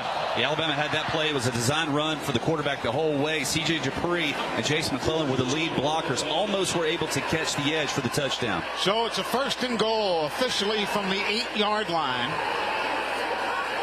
Pistol formation, McClellan behind Milroe. 2 wides to the near side. Law goes in motion, gets the football on the right sideline. He is gang tackled and basically no gain on the play. I think Ja'Cory Brooks came off of his block a little bit. Oh, they shot a safety up at the snap of the ball. John Saunders Jr. So just well defended by Ole Miss. So it's going to be a 2nd and goal from the 8, heading to the end zone to our left. Jace McClellan now in motion. Here's Milroe calling his own number. tries to replicate the play that we saw earlier from Jackson Dart. But this time, J.J. Pegues, the defensive end, stayed home, and he ruined the best idea that Milroe had, and it brings up a 3rd and goal. Yeah, frustrating play there because they also had brought a little linebacker around. Otherwise, Jalen Milroe probably walks in for a touchdown. Bama 3 of 5 in 3rd down conversions. Here's a 3rd and goal from the 10-yard line now. McClellan, he'll shift from the right to the left of the quarterback. Play clock at 3, 2. They get the snap off. Milroe throws into traffic, intercepted by the Ole Miss Rebels in the end zone. It was intercepted by Zamari Walton. It is going to be his first interception of the season for the senior from Melbourne, Florida. Yeah, he's playing that defensive back, and he just kind of floated back in coverage. That's not a lot of room to be able to force that ball. It's just an ill-thrown ball. You got to be able to pull it down, get what you can, and/or settle for the field goal. So Zamari Walton with the interception, and we've got timeout. 9:48 time remaining. Opening half. Alabama trails 7-3 on the Crimson Tide Sports Network from Learfield. Tide fans, it's game day. Take your seat and open a bag of your favorite Golden Flake snacks. There's nothing better than the winning combination of crispy potato chips, light and airy pork skins, and Crimson Tide football. So rip open that bag of Golden Flake or any of our other delicious snacks from the Utz family of brands and settle in. Because when you snack with Golden Flake, you're taking part in an Alabama football tradition. Golden Flake, celebrating 66 years as the official chip of the Alabama Crimson Tide. Crimson Tide Football is brought to you by Aetna, proud sponsor of the Crimson Tide Sports Network. This is Alabama Crimson Tide Football from Learfield. The impact of a meal goes well beyond feeding our bodies, because feeling full can sound like this. How did the interview go? I did it! I got the job! I can't believe it! And like this. Mom, I got first place at the science fair with my volcano project. That's amazing, sweetie. Congratulations. Because when people are fed, futures are nourished, and everyone deserves to live a full life. Join the movement to end hunger at feedingamerica.org/act now. Brought to you by Feeding America and the Ad Council. Hi, I'm Smokey Bear, and I'm an assistant to help you out, because only you can prevent wildfires. Hey, Assistant Smokey Bear, call me Papa Bear, because I'm grilling up dinner. Do you get it? Yes, good job. So, what should I do with all these coals? Don't just toss them out. Put them in a metal container because those embers can start a wildfire. I understand. The stakes are high. Ha, ha, ha, ha. Learn more at SmokeyBear.com. Brought to you by the U.S. Forest Service, your state forester, and the Ad Council.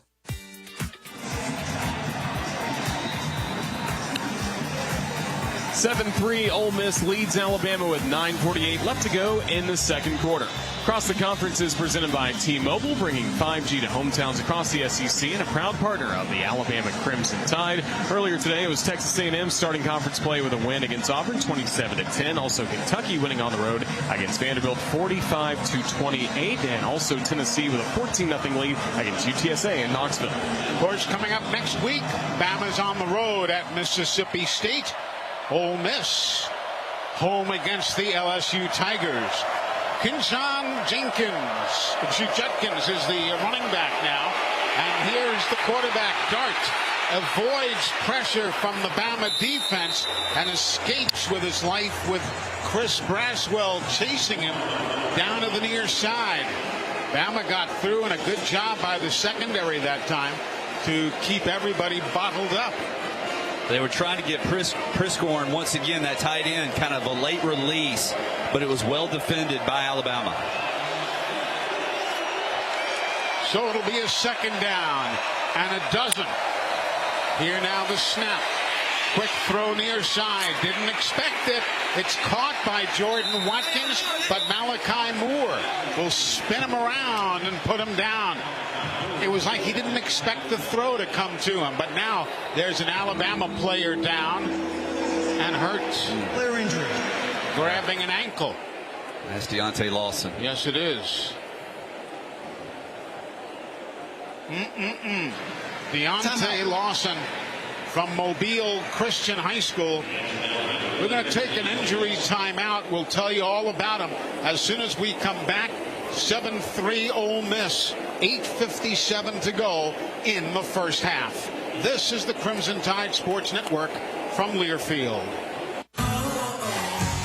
At Red Diamond, we know that there's simply nothing better than the perfect sip of fresh brewed iced tea. And we've been working hard to make sure choosing Red Diamond is always easy. With only simple ingredients, water, tea leaves, and pure cane sugar. Or no sugar. We make sure our tea tastes like, well, tea. Stop by your local cooler and pick up a gallon for a perfect sip today. Red Diamond. Perfect, not easy. Tide fans, it's game day. Take your seat and open a bag of your favorite Golden Flake snacks. There's nothing better than the winning combination of crispy potato chips, light and airy pork skins, and Crimson Tide football. So rip open that bag of Golden Flake or any of our other delicious snacks from the Utz family of brands and settle in. Because when you snack with Golden Flake, you're taking part in an Alabama football tradition. Golden Flake, celebrating 66 years as the official chip of the Alabama Crimson Tide. Some people just know that a perfect football field is all about the details. Those are the people who know to choose Allstate. Take the head groundskeeper, for example. Hands at 10 and 2. 90-degree turns, perfect stripes every time. He knows, because he's done this 100 times. Just like he knows that paying attention on the road can save safe drivers 40% with Allstate. Saving 40% is based on the national average premium savings for Allstate auto customers with a clean driving record versus those without. Savings vary by state and based on how you buy. Subject to terms, conditions, and availability. Allstate Fire and Casualty Insurance Company and affiliates, Northbrook, Illinois.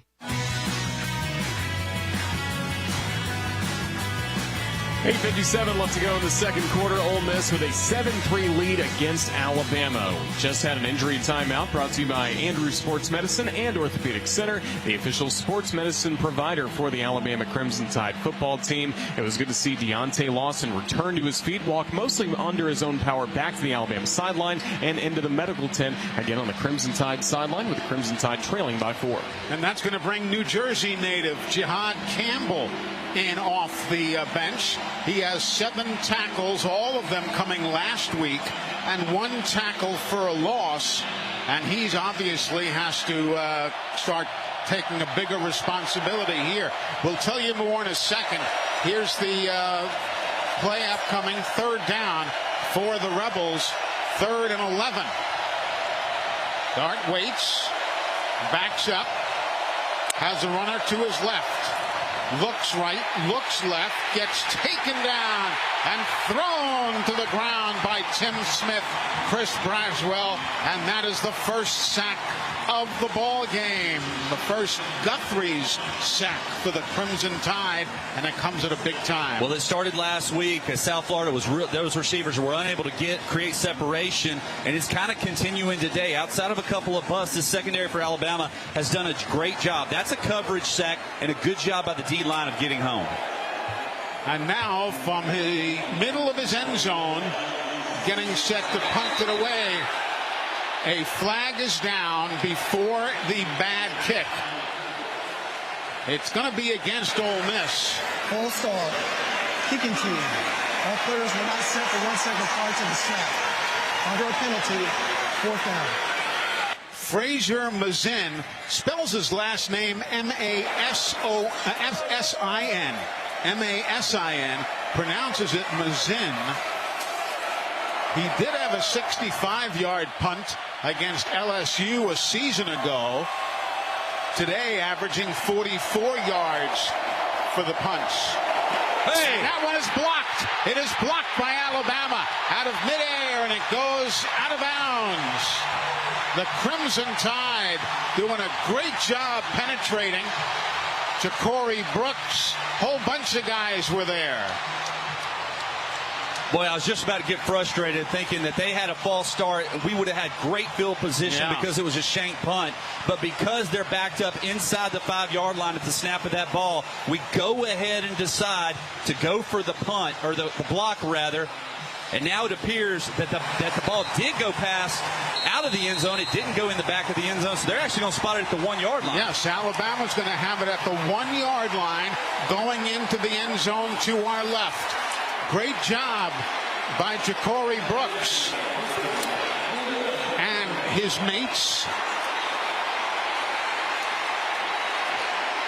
Jace McClellan to the right side of his quarterback. 2 wideouts on the right side. A high snap. It's over everybody's head. They dive for it, and the Crimson Tide will get it back. Milroe at the 16-yard line. One of the most frustrating things in the history, if you talk to anybody, is when you're inside the 5-yard line, you go underneath center. That guy's got his hands full. He can't be focused on a snap. This has been a problem for Alabama in the previous 3 games, and it continues to shoot themselves in the foot. A loss of 15 yards on the play. It goes from the 1 to the 16. So a second down now. Men in motion. Here's Milroe dancing back outside the 20. He'll run to the right side. He'll stiff arm a man. He'll get hit by another man and gets out of bounds at the 18-yard line. All right, right now you got to calm yourself down and get a little bit of composure here. You missed an opportunity, but now you have to step back and at least give yourself 3 points on this possession. And Ole Miss leads 7-3. 6:38 remaining in the half. Bama 3 of 6 in third down conversions. This will be a third down and 18 or 19. Here's a snap. Milroe calls his own number, steps up, and is taken down around the ankles. Corey Coleman again. He has just had free reign for the Rebels today out of his middle linebacker spot. Third and goal from the 18, 19 yard. There's not a whole lot you can do. You really killed that drive on the first play when you had the ball at the 1 yard line. So this is really ultimately all you're trying to do here is just salvage the field goal. It'll be a 41-yard kick between the hash marks. It goes from snapping at the 1 to a 41-yard kick. And thankfully, Will Reichert is able to convert. Boy, that was tough right there. That hurt. Timeout. That one hurts. But the Tide gets points. So there is that positive. It is now a 7-6 ball game. The visiting Ole Miss Rebels on top with 5:42 remaining until halftime. This is the Crimson Tide Sports Network from Learfield. When you live in SEC country, you feel it everywhere you go. The traditions and rivalries surround you. As much as you celebrate the game, Region celebrates your financial wins even more. And like SEC fans, we'll never quit. Because in an SEC world, we're the SEC Bank. Regions, official bank of the SEC. Member FDIC. Crimson Tide Football is brought to you by Aetna, proud sponsor of the Crimson Tide Sports Network. This is Alabama Crimson Tide Football from Learfield. Adopt US Kids presents What to Expect When You're Expecting a Teenager. Learning the lingo. GOAT, G-O-A-T, acronym, stands for Greatest of All Time. As in, spaghetti sandwiches for dinner? They're my fave. Dad, you're the GOAT. You don't have to speak teen to be a perfect parent. Thousands of teens in foster care will love you just the same. Visit adoptuskids.org. Brought to you by the U.S. Department of Health and Human Services, Adopt U.S. Kids, and the Ad Council. What is dedication? My biggest fear in the middle of my addiction was that my kids wouldn't have a father. And I started thinking, you know what? This isn't my story. I definitely had to become a better man to be a better father. It's important to me that my kids are empowered and truly believe that if they can think it, they can do it. That's dedication.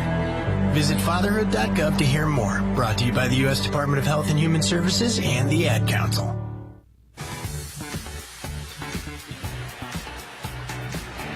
5:42 until halftime. Alabama now trailing just by a point, 7-6 against Ole Miss. A moment ago, we saw Tim Smith with Alabama's 9th sack of the year for the Tide. Bama's sack count is presented by Guthrie's Golden Fried Chicken Fingers, an Alabama tailgate tradition, and now an official partner of the Alabama Crimson Tide. Get a sack full at Guthrie's. Thank you, Roger Hoover. 5:42 to go. The referee, Scott Walker, assumes his position underneath the uprights to our left. And here comes the kick.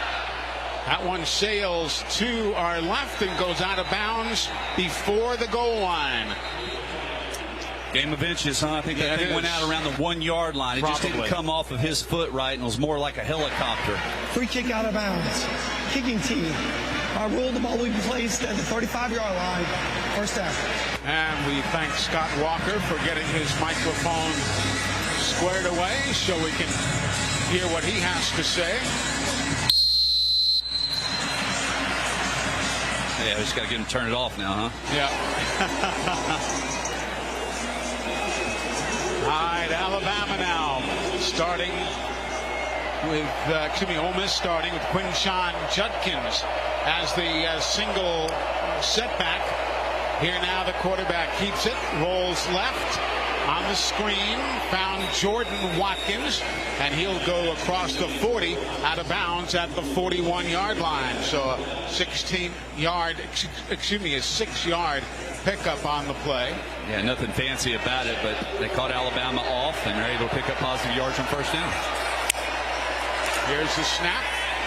Again, the throw, left flat, in and out of the hands of the receiver, Caden Prieskorn. He is a tight end. He spells his name Prieskorn. Prieskorn. And that was a gift right there, because he catches that ball, he stumbles for a first down. Instead, it brings up a third down stopping opportunity for Alabama. A 3rd and 4 now. Empty backfield for Jackson Dart. He gets the snap, waist high, loads up and throws a one-hopper to the left side. He was looking for Zachary Franklin, but could not find him. And he bounces that one away, and Lane Kiffin is going to bring in the punting unit right here. So the Crimson Tide will get the ball back here in fairly quick order. And so many times, a 3 and out, great job by the defense, but so many times Ole Miss has gone to that bunch look, and it's created problems with who has who. But Alabama does an excellent job there at the 2nd and 3rd levels of defense to take away all passing opportunities. Now remember, the last punt was blocked out of the end zone. Mazin boots this one away to McKinstry, and Kool-Aid settles beneath it at the 10-yard line. A 49-yard punt and no return. And we have timeout here in Tuscaloosa. 5 minutes to go until halftime. 5 minutes until the Full Moon Barbecue halftime report here on the Crimson Tide Sports Network from Learfield. Important reminder, don't delay emergency care, especially for signs of life-threatening and severe illness and injury such as stroke, heart attack, trauma, and more. Ascension St. Vincent's ER care teams work quickly and listen to understand your health needs and deliver the care that's right for you and your family. Doctors and nurses are here for you 24/7 close to home, and you'll be connected to leading specialists and trusted providers for follow-up care. Visit ascension.org/St. Vincent's AL Care. We've all been caught up in the little chores that pile up every day. The dishes in the sink, the trash that needs taking out, the pesky check engine light. Isn't it time to make a change and escape to a whole new world of possibilities? Where there's dinner without dishes, nights filled with adventure, and every day you feel like a winner. A little change can go a long way when you escape every day at Wing Creek Casino and on the Casinoverse app.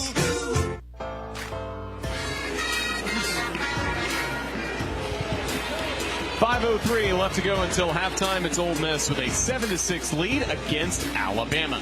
Bama fans, after another Alabama victory, drop by and celebrate at Full Moon Barbecue. Now with 16 locations, there's always one near you. It's the best little pork house in Alabama.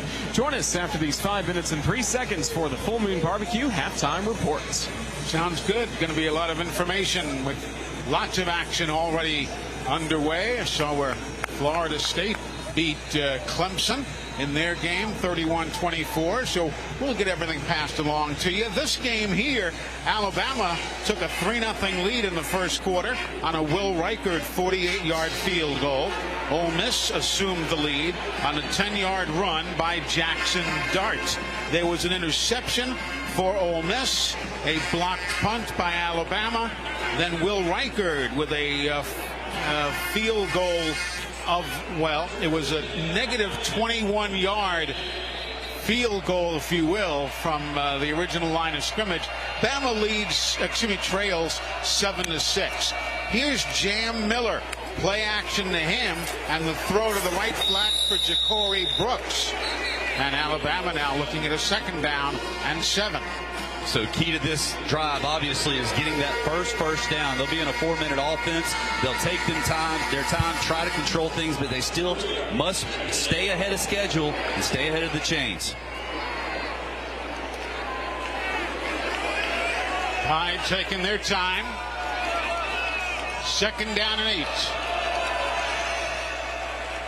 Milroe claps his hands once. 2nd time gets the snap. Fakes the handoff, keeps it, and he'll get back to the 2-yard line where J.J. Bekeys gets him out. And that's Darian Dalcourt, who is leaving now. He's under his own power, but he is clearly not comfortable as he trots off the field. And now Alabama looking at a 3rd down. Terrence Ferguson is in, moving over to Darian Dalcourt's spot. Here now from the end zone, Milroe stands, looks right, throws right, has a man, Dupree, bounces off a tackler. He'll stay on the right sideline, and he'll muscle his way forward out across the 25 to the 29-yard line. A 24-yard pickup, nicely done. Heck of a catch by C.J. Dupree, because he got smacked as soon as he had his hands on that ball. Not only was he able to catch it, maintain his balance, and advance it for another 5 or 6 yards. Dupree from Scranton, Pennsylvania. Transfer from the University of Maryland. Now on a 1st and 10. Here's the give. Going backwards. Everybody got through, and Jam Miller, who was in at the running back spot, got taken down. It'll be Jared Ivey, who was the first man there. You mentioned him earlier, the defensive end. Yeah, and that's frustrating too, because that was just pure miscommunication up front. There was 2 Ole Miss Rebels in the backfield, so Terrence Ferguson and Seth McLaughlin not on the same page as they allowed both those guys to penetrate. Now Dupree and Nyblack are in as the tight ends. Kendrick Law wide to the near side. Steps up to the line of scrimmage. Man in motion from the far side. Here's the snap with a flag down. Throw across the middle. Catch is made on the near side. Nyblack, and he gets across midfield and down to the 45-yard line. But again, there was a flag on the play. Let's see what they're calling it. I thought Kendrick Law was going towards the line of scrimmage. Yeah, I did too. When I said he was in motion, that was just prior to and concurrent with the snap, I believe. Illegal shift. Offense. 2 players moving at the snap. 5-yard penalty. 2nd down. You know, this isn't a 5-yard penalty. It's a 25-yard penalty, because you negate a huge 1st down conversion opportunity. Yeah. And now your mindset with just over 2 minutes has got to be, you got to run this clock out. I mean, if you get the 1st down, great, go back in 2-minute form. But you can't turn the ball back over to Ole Miss. And this is going to be a 2nd down and 21 for Alabama now. Here's the snap. Milroe across the middle. Catch made, but nowhere to go for Nyblack. He is immediately hauled down with timeout. Ole Miss is their first of the half. Immediately hauled down with that reception. And Christian, I'll get your opinion on this, your take. I mean, I saw Ole Miss bring pressure. I thought the offensive line did a good job picking it up. Do you think Jalen Milroe got rid of that ball a little too quick? I would agree with you on that. He definitely has some time, and you're right. They've done a really good job so far, and when he has had that time to throw the football, things have developed nicely, and he's found receivers. So he might have just been a little antsy right there, but you're right. The offensive line is holding up. But really, Tyler, when I'm looking at us right now, we just keep beating ourselves. I'll be honest. So far, I don't think Ole Miss has really earned much. Everything really has been given to them, but that's why you got to have that next play mentality. They're going to try to get a stop right here and possibly put more points on the board. So we just got to continue to drive the ball downfield and hopefully keep it out of their hands so they can't score before the half. You know, it's frustrating to us, and we obviously all want Alabama to win. It's frustrating to the 100,077 who are in the building, minus however many are wearing Ole Miss colors. It's frustrating to the players, to the coaches, to everybody. How do you cure that? It's all about attention to detail, because every mistake that Alabama has had to this point has been mental. It's been a lot of mental mistakes. We haven't seen holdings or face masks, which are physical. These are not lining up properly, getting set, being where you're supposed to, paying attention to the snap, having a good snap. Those are all mental mistakes. Yeah. All right, Alabama now. It's going to be looking at a 3rd down and 18. Jace McClellan is the running back. He's to the near side of the quarterback, Milroe. Here's Milroe standing in, looks long, and there was going to be interference. Here come the flags. They had him. Yeah, you saw that one. We did. Dejon Anthony got a piece of Isaiah Bond at around the 50-yard line to draw the flag. So it's a forced safety look for Ole Miss. I mean, all they're trying to do is keep everything underneath them. Burton runs a post to occupy the safeties, and they run a little wheel route with Bond. Pass interference. Defense. Number 3. 15-yard penalty. Automatic first down. And obviously you'd love to complete that pass, but you're almost looking for that 50-50 to where it's either caught, it's incomplete, or you get the interference. Dejon Anthony, as we mentioned, the guilty party. He transferred from Liberty University. Everybody seems to have transferred from somewhere for the Ole Miss Rebels, and heck, for that matter, all across the country. All right, Alabama now from their own 35. Here's Milroe. Loads up, looks long, and overthrows everybody. The Isaiah Bond with 3 men defending. And Milroe gave it a whatever he could, and he gave it a lot, and it went over everybody's head down towards the end zone. It would have been a tough completion because Ole Miss was definitely deep, and somehow or another they were still able to kind of somewhat get behind them. So now it'll be a 2nd down and 10. 1:42 to go in the half. Here Milroe gives to Jace McClellan. He'll go to the left side and fights for yardage down to the 40-yard line. Picks up 4 on the play. It'll be a 3rd and 6 upcoming now. This is makeable, though. That gave yourself a legit opportunity here on 3rd down. Let's see what happens in the backfield. Milroe with the running back to his left. Milroe looks right. Milroe going down. Nobody picked up the Ole Miss Rebels. That was Suntaran Perkins, who records the 3rd sack of the day for the Ole Miss Rebels. Timeout. Ole Miss. And I tell you, now Terrence Ferguson is a little slow getting off the field. Yep. Pressure came, though. Jace McClellan went out to the left. But all the pressure was coming from the right, and Milroe just didn't know where that check down was. Ferguson has his right arm, and now both arms draped around the shoulders of trainers who he really dwarfs as he heads to the injury tent. Terrence is 6'4", 322 pounds. Those trainers not nearly that large, and they have made it over to the injury tent now. So now you got Ferguson, you got Christian, you got Tyler Booker having moved to take the place of Darian Dalcourt, who wasn't all that swift. these injuries are hurting. Yeah, they are piling up, Eli. Deontay Lawson, who had gone down earlier with what appeared to be a right ankle injury, was moved to the locker room early for further evaluation. He's questionable to return. So another injury right now. I'll get an update on that and give that to you as soon as I get that. All right, thanks, man. That's Christian Miller, our Cook's Pest Control sideline reporter. You'll hear him with Coach Nick Saban coming up at intermission. And now they're going to take Ferguson to the locker room, escorted by the trainers. All right, here we go. James Burnett to punt it away. Booms this one. Fair catch, say the Ole Miss Rebels at the 26-yard line. And they'll start from their own 26. A 45-yard punt and no return.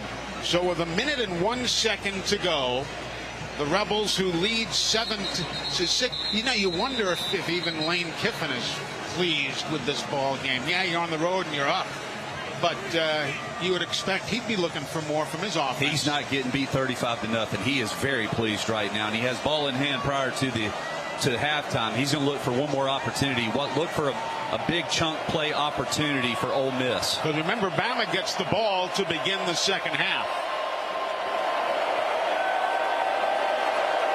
Jackson Dart. The snap, steps up, looks it across the middle. Catch is made by Kyron Heath, the number 4 tight end on the depth chart, and he gets the first down. Kyron Heath from Mansfield, Texas. Now here's another snap. Dart picks it up. Dart's up. Dart runs. Oh, gets hit again, and his helmet goes flying as he got drilled at the 48-yard line, and his helmet came down somewhere near Moundville. Well, Jahad Campbell absolutely decapitated Jackson Dart. He didn't slide. He didn't try to get down. He took the shot and paid for it. He has exited the ball game already. Spencer Sanders comes in. And now, question about the clock. I know they're stopping it, talking about what's going on, but he's short of the first down. Clock should definitely be running. Yeah. And that's what the officials are talking about. And this is a big set of plays here for this Alabama defense. Ole Miss only about 15-20 yards from being in field goal range. Lane Kiffin now talking to the referee, who was gone first to the Alabama side, now over to the near side. Ole Miss has elected to use their third and final timeout to avoid a 10-second runoff. So the third and final timeout. Number 2 can remain in the game. And you heard number 2 can remain in the game. That's Jackson Dart, the quarterback. Since you have taken the option of using the timeout, you don't have to lose the player who lost his headgear. And in this case, that was Jackson Dart. So with 40 seconds to go, 40 seconds to go until halftime, 7-6. Ole Miss leads the Crimson Tide.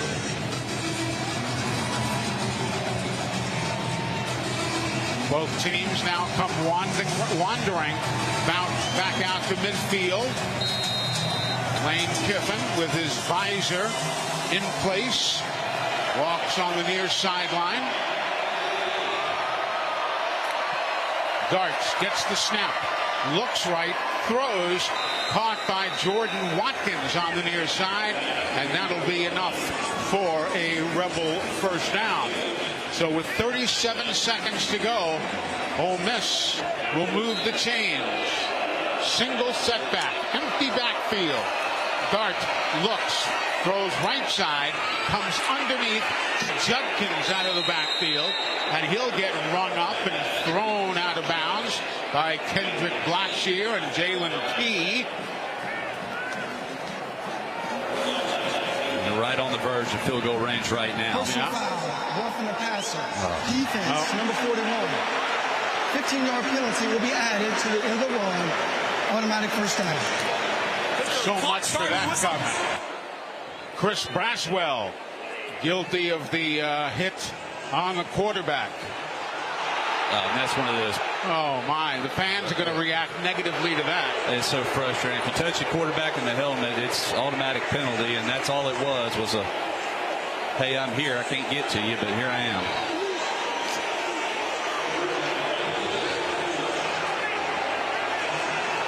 Third penalty of the day on Alabama.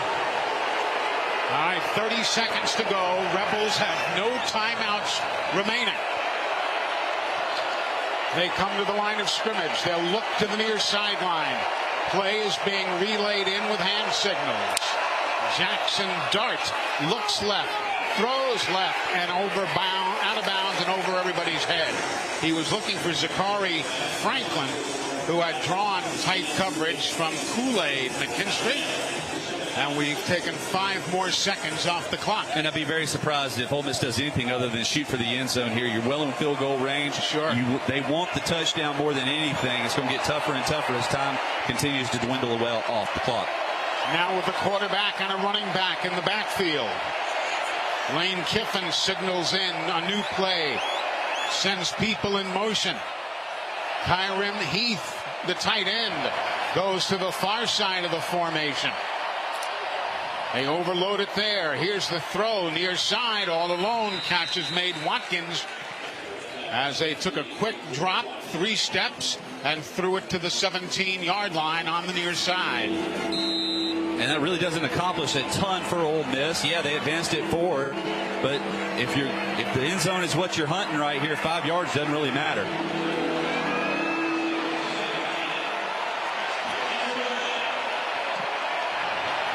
Now on a third down.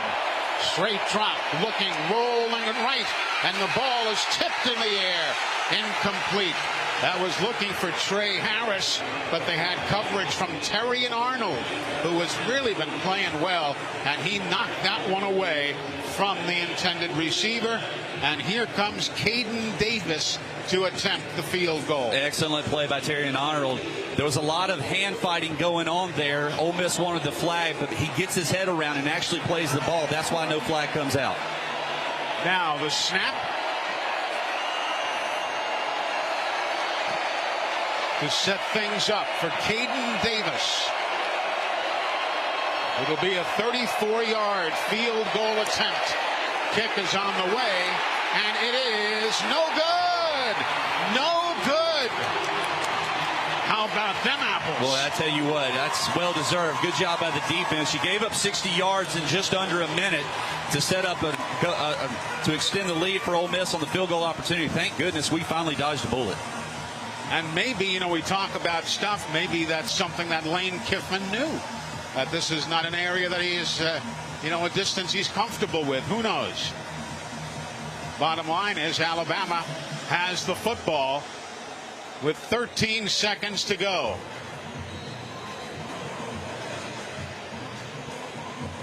Do you dare throw it? Doesn't look like it. Looks like Alabama's just going to kneel the ball and get to halftime. Yeah. And probably rightfully so. I think that they want to regroup completely. They have Jermaine Burton in the backfield, and everybody's going to take the victory formation, although that's not where it is. We're not at the end of the game, but at halftime, a safe snap there, and we have come to intermission. Before we go any farther in this 7-6 Ole Miss lead, let's pause 10 seconds for station identification. This is the Crimson Tide Sports Network.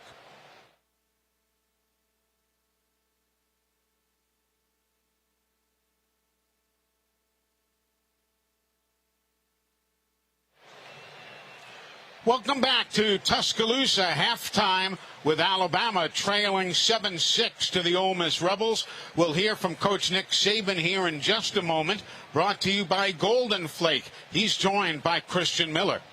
Tight game through the first half so far. What are your thoughts? Well, we make too many mistakes. We're shooting ourselves in the foot too much. You got 1st and 1 at the 1.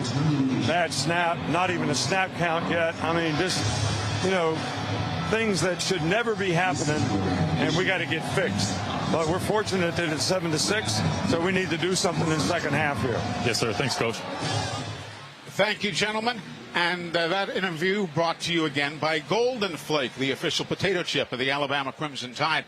You could hear the frustration in Coach Saban's voice. Yeah, and I think, honestly, that's what's most concerning is the fact that everyone knows that it's mental mistakes, including the players, but they continue to happen over and over and over, whether it's an illegal shift, not getting set, 2 men in motion, whatever the case might be, they continue to happen, and they stop drives. They're drive killers, and they've got to figure out a way to regroup, and this is all about poise and confidence and just going out there and playing. I certainly can't snap a ball, so I'm not pointing a finger at Seth McLaughlin, but how do you snap it without even a snap count? That's what the problem is the fact that the ball was not, they weren't even ready for the ball to be delivered, and yet he has done it again. He has delivered the ball before Jalen Milroe's done going through the progressions of getting in the correct play. That is very concerning. Is the defense simulating that? Shouldn't the officials pick that up if that was the case? If they are hollering out a snap count or clapping or anything like that, I'm sure that they would be Johnny on the spot to go ahead and call that penalty. But I just think it's not focused on your job and what you're trying to do and getting too anxious. Well, folks, halftime, it's a 1-point ball game, so don't you go anywhere. I know you won't, because this is a dandy in the SEC West, a big ball game. But we do take a break here. You'll have Roger coming along. You've got everybody in the studio with scores and highlights, Brian Houseworth, the whole crew. So don't you leave us now. It is halftime in Tuscaloosa. Ole Miss 7, Alabama 6, here on the Crimson Tide Sports Network from Learfield. Hey there, Bob Baumhauer here to enjoy another great football season with y'all. And guess what? The salmon are running, so make sure you try our delicious lemon garlic salmon. And for you land lovers, try our sizzling char grill flat iron Callaway steak, complemented with our special shrimp etouffee. And you'll definitely want to tackle our Alabama hot chicken, smothered in our zesty and tangy, immune-boosting special Alabama hot sauce. Baumhauer's legendary fun and legendary food.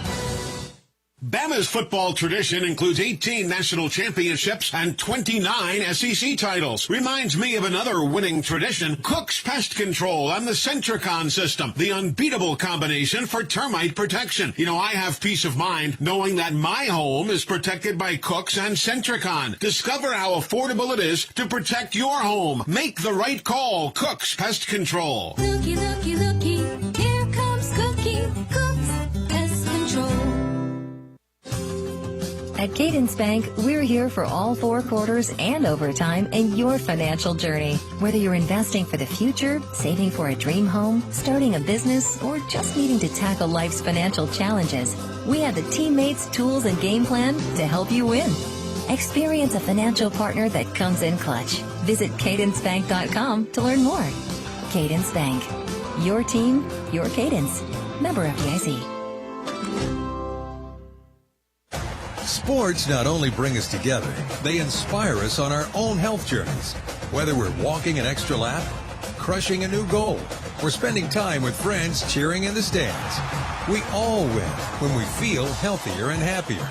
That's why Blue Cross and Blue Shield of Alabama is a proud sponsor of athletic programs across the state. Because a healthier Alabama is a happier Alabama. Blue Cross and Blue Shield of Alabama. We cover what matters. This is the Full Moon Barbecue Halftime Report on the Crimson Tide Sports Network from Learfield. Full Moon Barbecue, the best little porkhouse in Alabama. Alabama football is also brought to you by BASF, we create chemistry, and by Sherwin-Williams. Looking for a color change? Ask Sherwin-Williams. Shop online or at your local store. At halftime, it's Alabama trailing Ole Miss by a score of 7-6. Welcome back to Bryant-Denny Stadium. I'm Roger Hoover. The game stats and facts are brought to you by Cadence Bank. Your team, your cadence. After Ole Miss had a 7-3 lead at the end of the first quarter, we saw a Will Reichard field goal, 3 points for Alabama in the second quarter, the only scoring in the second 15-minute stanza.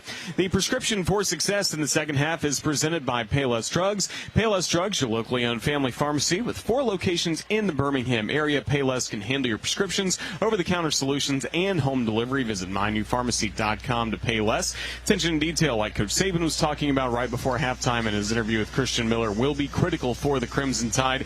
All the little things, and again, minimizing penalties and taking away chances for turnovers will be critical for the Crimson Tide in the second half. In football, there's always a winner and a loser, but when it comes to Great Southern Barbecue, there's only one winner. That's Full Moon Barbecue, voted one of America's top 10 barbecue joints, and now with 16 locations to serve you. You're listening to the Full Moon Barbecue Halftime Report. Once again, our score in Tuscaloosa at halftime: Ole Miss 7, Alabama 6. This is the Crimson Tide Sports Network from Learfield. Chevron with Techron has unbeatable engine cleaning power, and it gives you unbeatable mileage for all kinds of unbeatable destinations, like time in the sun at the beach, or time in the sun riding roller coasters, or a day in the sun hiking mountains. Well, probably just one mountain would be enough for a day, but hiking a mountain is still an unbeatable choice for how to spend time. Download the Chevron app now to get unbeatable mileage at locations near you. At Red Diamond, we know that there's simply nothing better than the perfect sip of fresh brewed iced tea.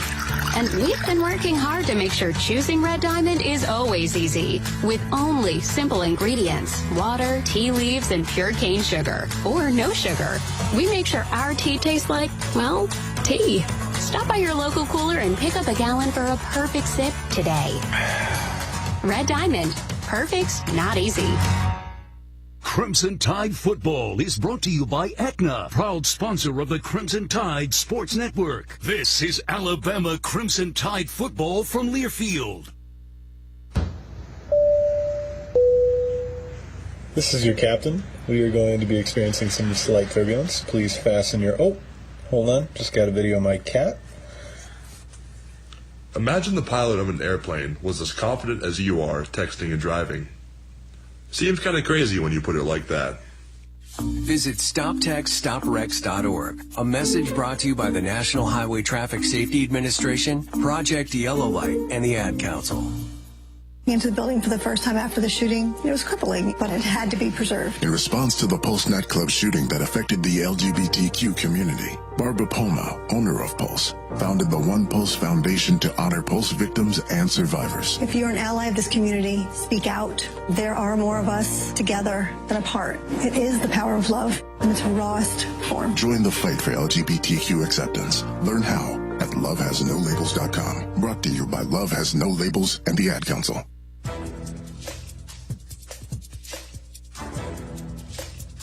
This copyrighted broadcast is an exclusive presentation of Learfield under the broadcasting rights granted by the University of Alabama. Reuse of this presentation is prohibited without the expressed written consent of the university and Learfield. Announcers are provided by Learfield and approved by the university.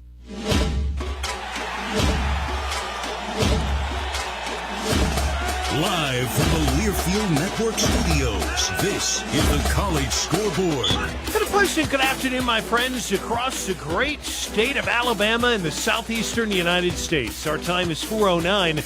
I'm Brian Houseworth, along with my producer this afternoon, Jerry Kelly. This is the Alabama Power Scoreboard Update with the latest scores from the SEC and around the nation. Alabama Power is proud to support the Alabama Crimson Tide. It is power for a better Alabama. We're at the half right now. Number 15, Ole Miss, leading number 13, Alabama, by a score of 7-6 in this game. Will Reichard, a couple of touchdowns in the game. We'll get to our halftime highlights here in a few moments. Nick Saban, by the way, 28-3 all-time versus his former assistants, and it's been a matchup. Essentially, Tommy Rees against Pete Golding in terms of dialing up a plan, and hopefully the Alabama offense can come alive here in this second half. Busy day in the SEC right now. Let's get to it. Neyland Stadium between the checkerboards, if you will. UTSA being pounded by 23rd ranked Tennessee. It is 28-0 right now with about 7 minutes to play in that second quarter. Joe Milton III has a touchdown throw in the game. He's 11 of 13, 98 yards and the touchdown. He has run for another. It was a long touchdown run. Sent a man in motion across the formation, score a white. And Joe Milton's going to keep it, coming around this left side, gets to the 20, gets to the 40, gets to midfield, it's a foot race, to the 30, he's to the out 20, of here. Milton to the 10, he's all the way for a Tennessee touchdown on play number 1, 81 yards. Joe Milton faked it, then took around the left end and outran the entire Roadrunners. Bob Kessling on the call from the Vowel Sports Network from Learfield. The Vowels getting it done on the ground as well with their running backs. Running, hands it off. Sam breaks a tackle to the 5, to the checkerboard. Touchdown right up the middle. Dylan Sampson, good from 10 yards out. First time he touches it in this game. He goes in for the score. The Vols have had it twice. They've scored twice. Bob Kessling on the call from Learfield. Vowels ranked at number 23. Auburn and A&M. Jimbo Fisher's Aggies are now 3-1. They beat Auburn. It wasn't pretty, but they win it 27-10. Max Johnson in this ball game, 7 of 11, 133 yards, a touchdown. Texas A&M and Bobby Petrino getting it done on the ground as well. Two tight ends, not a single receiver on the field. Give, Le'Veon, right side, cuts back inside, Le'Veon Moss, touchdown, Aggies! Le'Veon from 4. Andrew Monaco there with a call from Learfield. A&M will battle Arkansas next week, AT&T Stadium in Arlington, and Jerry Jones expected to be at the game. Kentucky beating Vanderbilt by a score of 45-38. That was the final there in Nashville in the ball game. Ray Davis, 78 yards on the ground, 2 touchdowns. UAB and number 1 Georgia. They'll play tonight 6:30 on ESPN2. Kirby Smart's Dogs will have to contend. It's Will Muschamp specifically, the defensive coordinator, with a quarterback that throws the ball about 50 times a game. Cannon for an arm out of UAB. His name is Jacob Zeno. Goodness gracious, can he throw the ball? If you don't know who he is, Google him. My goodness, what a cannon. Arkansas, number 12, LSU, and Baton Rouge battle for the boot. Memphis and Missouri will play tonight at the Dome at America Center at 6:30. That will be a team with the Mizzou to the Lou campaign, if you will, and Mississippi State and Carolina play tonight as well. Halftime, Ole Miss leading number 13, Alabama, 7-6. Time for our halftime highlights presented by Hellman's Mayonnaise. Don't have any touchdowns to play for you. Will Riker did have 2 field goals in the game, but really, folks, the Tide with just 117 yards of offense. That is it. Defense playing outstanding. The defense playing outstanding. Hopefully, the offense can get it going in this second half. We'll take a quick look at our top 25 right after this. I'm Brian Houseworth in studio, presented by Hellman's Mayonnaise. This is the Crimson Tide Sports Network from Learfield. If you're looking for the best selection in Crimson Tide apparel, look no further than the Soup Store. The Soup Store is every Bama fan's ultimate destination for the hottest gear and accessories, with 3 great locations around campus to serve you: in Tuscaloosa on campus at the University Student Center, on the Strip in front of Bryant-Denny Stadium, and on Bryant Drive. If you can't get to Tuscaloosa, shop the Soup Store online at soupstore.ua.edu. The Soup Store is a proud partner of Alabama Athletics.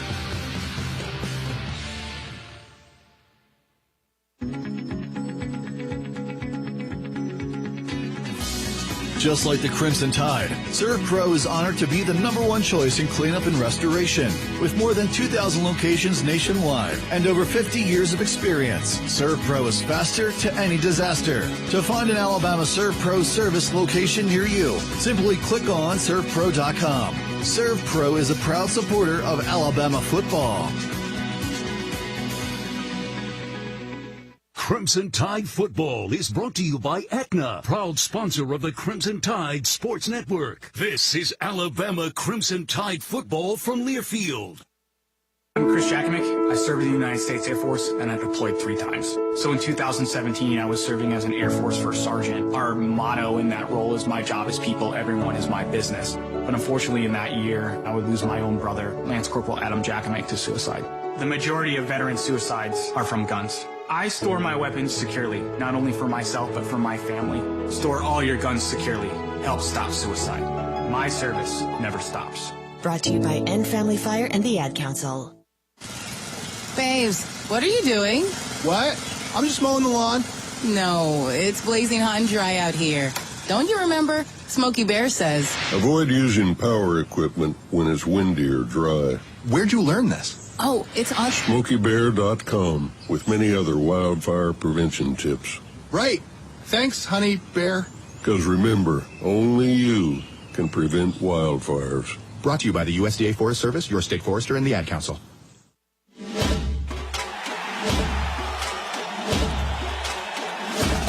Live from the Learfield Network studios, this is the College Scoreboard. 416, our College Scoreboard brought to you live this afternoon again by Alabama Power. It's power for a better Alabama, proud to support the Crimson Tide. I'm Brian Houseworth, number 13, Alabama trailing Ole Miss 7-6. Top 25. How about this? Number 10, Oregon pounding Colorado 35-0. Bo Nix in this ball game. 3 touchdowns. Looks like Roger Staubach on the field. Florida State beats Clemson in overtime 31-24. And coming up tonight, number 6, Ohio State. Number 9, Notre Dame. We want to take it to the house this season. The Alabama Manufactured Housing Association, Crimson Tide football. This week's contestant, Shirley Sellers, York, New York. If Bama returns their first received kick in the second half, she'll receive $75,000 toward a purchase of a manufactured home from a dealer. Take it to the house. RollTide.com/take it to the house. I'm Brian Houseworth. Next up, your second half kick, Eli Tyler, Christian Miller, and also Roger Hoover. This is the Crimson Tide Sports Network from Learfield. Conecuh sausage is an Alabama tradition and a fan favorite.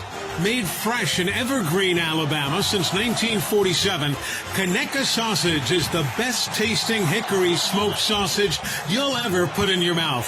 Always great for breakfast. Conecuh sausage is now a tailgate grilling favorite. Pick up some today where you buy groceries. Conecuh sausage, the official smoked sausage of the Crimson Tide. Do you say roll tide instead of hello? See elephants in the clouds? Never wear blue and orange together? If so, there's no better way to show your Crimson Tide pride than with the University of Alabama Regions Visa debit card and prepaid Regions Now card. As passionate as you are about Bama, Regions is even more passionate about celebrating your every financial win and helping you plan for the next one. To order your card, visit Regions.com/GoBama. Regions, official bank of the SEC. Member FDIC. Terms, conditions, and fees apply. It's game day. What do you take to the tailgate? A flat screen TV? Take it to the tailgate. Your wife's favorite blender? The DJ sound system? With a Ford F-150 truck, you can take it all. With available Pro Power onboard that acts like a mobile generator, you can use F-150 to take your tailgate to the next level. Visit your local Ford dealer today. The Alabama Crimson Tide and Ford F-150. Greatness starts here. See owner's manual for important operating instructions. What does commitment sound like? At Alabama Power, we hear you, we see you, and celebrate you on long practice days, game days that bring us together, and every day in between. Your commitment to making an impact for the team, for the fans. That inspires us to be at our best for the communities we champion across the state. We're committed to this kind of energy. That's power for a better Alabama. Alabama Power is a proud supporter of the Alabama Crimson Tide. This has been the Full Moon Barbecue Halftime Report. Full Moon Barbecue, the best little pork house in Alabama. Alabama football is also brought to you by Allstate, you're in good hands. Chevron with Techron. Unbeatable fans deserve unbeatable mileage. Choose Chevron with Techron. Hellman's, the official mayonnaise of Alabama athletics. And by The Soup Store, your home for officially licensed Bama gear. Now let's go back to the stadium for the call of the second half. Getting ready to start the third quarter, it's Ole Miss with a 7-6 lead against Alabama. The Domino's Drive for Dough is presented by your locally owned and operated Domino's in Tuscaloosa. If Bama scores on the first drive of the second half, Joshua Watkins from Lafayette, Louisiana, will win a gift card for the amount of yards in the scoring drive. Enter to win on the Crimson Tide Sports Network's Facebook page to be the next Domino's Drive for Dough winner. It's the Crimson Tide, again trailing by just a point to the Rebels as we get set for the second half live from the Alabama Credit Union broadcast booth. Feel good about your money once again on the call now, here's Eli Gold. All right, Roger, thank you very much. Folks, welcome back. Hope you're having a good afternoon. It's been a nail-biter of an affair here. 7-6, the Ole Miss Rebels leading the Alabama Crimson Tide. And it'd be interesting to find out, Christian, were you in the locker room? Did you hear the coach, or did you not have access? I was in the locker room, Eli, and there was a lot of adjustments going on, and rightfully so. We talked about early in the game, Ole Miss was coming out with a lot of movement, pre-snap, a lot of motion, so they're going over some corrections. But ultimately, these guys know they're very well in this game. They just got to come out and attack this second half to walk away with the victory. Exactly so. Kendrick Law is the deep man for Alabama as the Ole Miss Rebels kick it away. Remember, Alabama won the toss and deferred their choice to the second half, so they'll take the ball here. And we are underway as the kick is in the air, end over end, and into and almost out of the end zone to our left. So Bama will start 1st and 10 from their own 25. Well, fortunately for us, though, this Alabama football team has been a second-half team, at least offensively. That's really when they have come to life. And this crowd is just waiting on it. If we get a score right here, put the ball in the end zone, Van's going to get back in this thing and be a difference maker. Yeah, these folks are waiting to blow the roof off the stadium. There's no question about it. It's Parents' Weekend here. And, of course, the game was a hard sellout. I'm just checking those distant seats in the student section, and every one of them is full. Here we go now, Milroe. He'll roll right under pressure, and he'll just pull back and throw that one away onto the sideline. Jace McClellan was closest along the near or Ole Miss Rebels sideline, but no way to get the ball to him. Now, Alabama had so much success running the football in the first half, trying to take advantage of an overly aggressive defensive unit for Ole Miss, but they weren't biting on the play fake. Darian Dalcourt is back in the lineup for the Crimson Tide. McLaughlin remains at center. Milroe with men wide on the near side. They cut across the middle. Jalen throws long, looking, and it's caught by Jermaine Burton. He had a man on his back, but it didn't matter as Trey Washington could do nothing at the ball, and it was a 54-yard reception by Jermaine Burton. A beautiful play. And really a fine catch as well. The ball was intended to go to the outside. Burton had to look back to his inside and then adjust one more time to catch that ball over his shoulder. Now Bama going 1st and 10 from the Rebel 21. Heading towards the end zone to our right. Robert Oots in motion. High snap. Milroe pulls it down. Gives it on the near side to Jace McClellan. He's in. But there's a flag on the play. There's a flag on the play. Is this going to be another Bama touchdown negated by penalty? Holding. Offense. Number 3. 10-yard penalty for the spot on the foul. First down. Yes. Very frustrating. Yeah, Jermaine Burton and that cornerback were the only two guys out there, and it's definitely a hold. Probably did not have to do it. That guy might have made the tackle, but it would have been a 10-yard gain nonetheless. So now it'll be a 1st and 10 from the 21-yard line. Bama has it going left to right as you listen. Oots in motion. He goes to the left of the formation. 2 wides there. Here's the give. Big hole, Roydell Williams, and he'll fight his way for a 5-yard pickup down to the 16. Kyrie Coleman again on the tackle for the Ole Miss Rebels. I love that downhill running game, though. Allow your offensive line just to explode off the ball and pick up 5 yards. Just underway, 3rd quarter. Oots in motion to the left side of the formation. Here now the snap, the give. Roydell up the middle. He picks up to the 11.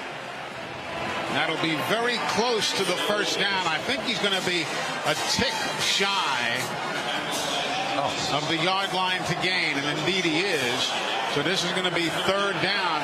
Bama 4 of 9 in third down conversions, and this time Milroe just keeps it and says, I'll just do it myself.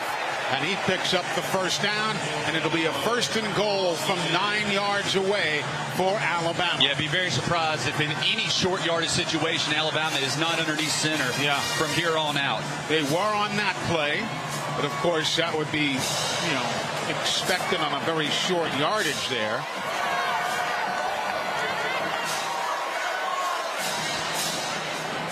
Well, Milroe working out of the shotgun.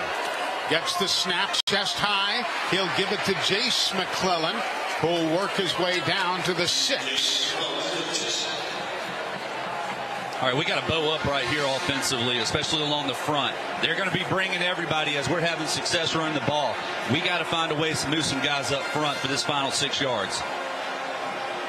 Here comes Dupree. Pete Golding will bring in 2 new defenders for the Ole Miss Rebels. On the near side, Bond and Benson wide right.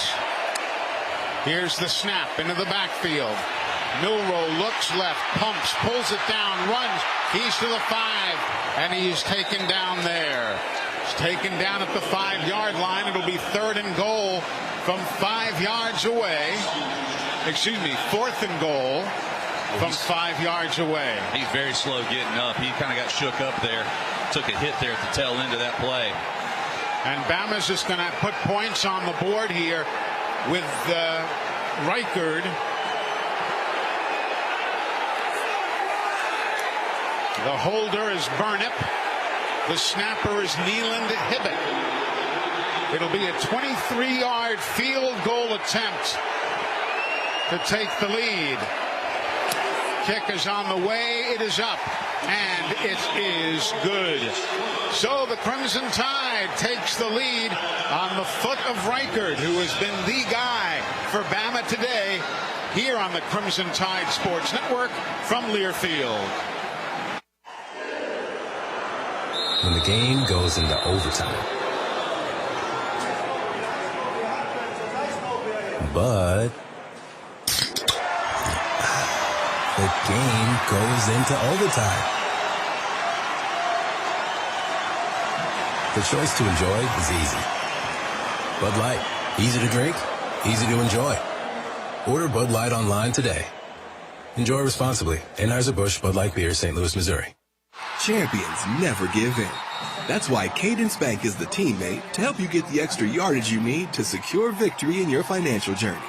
Whether you're saving for a dream home, starting a business, or just need to tackle everyday life, we have the teammates, tools, and strategy to help you stay in the game. Dreams are in reach for those who never give up. Visit cadencebank.com to learn more.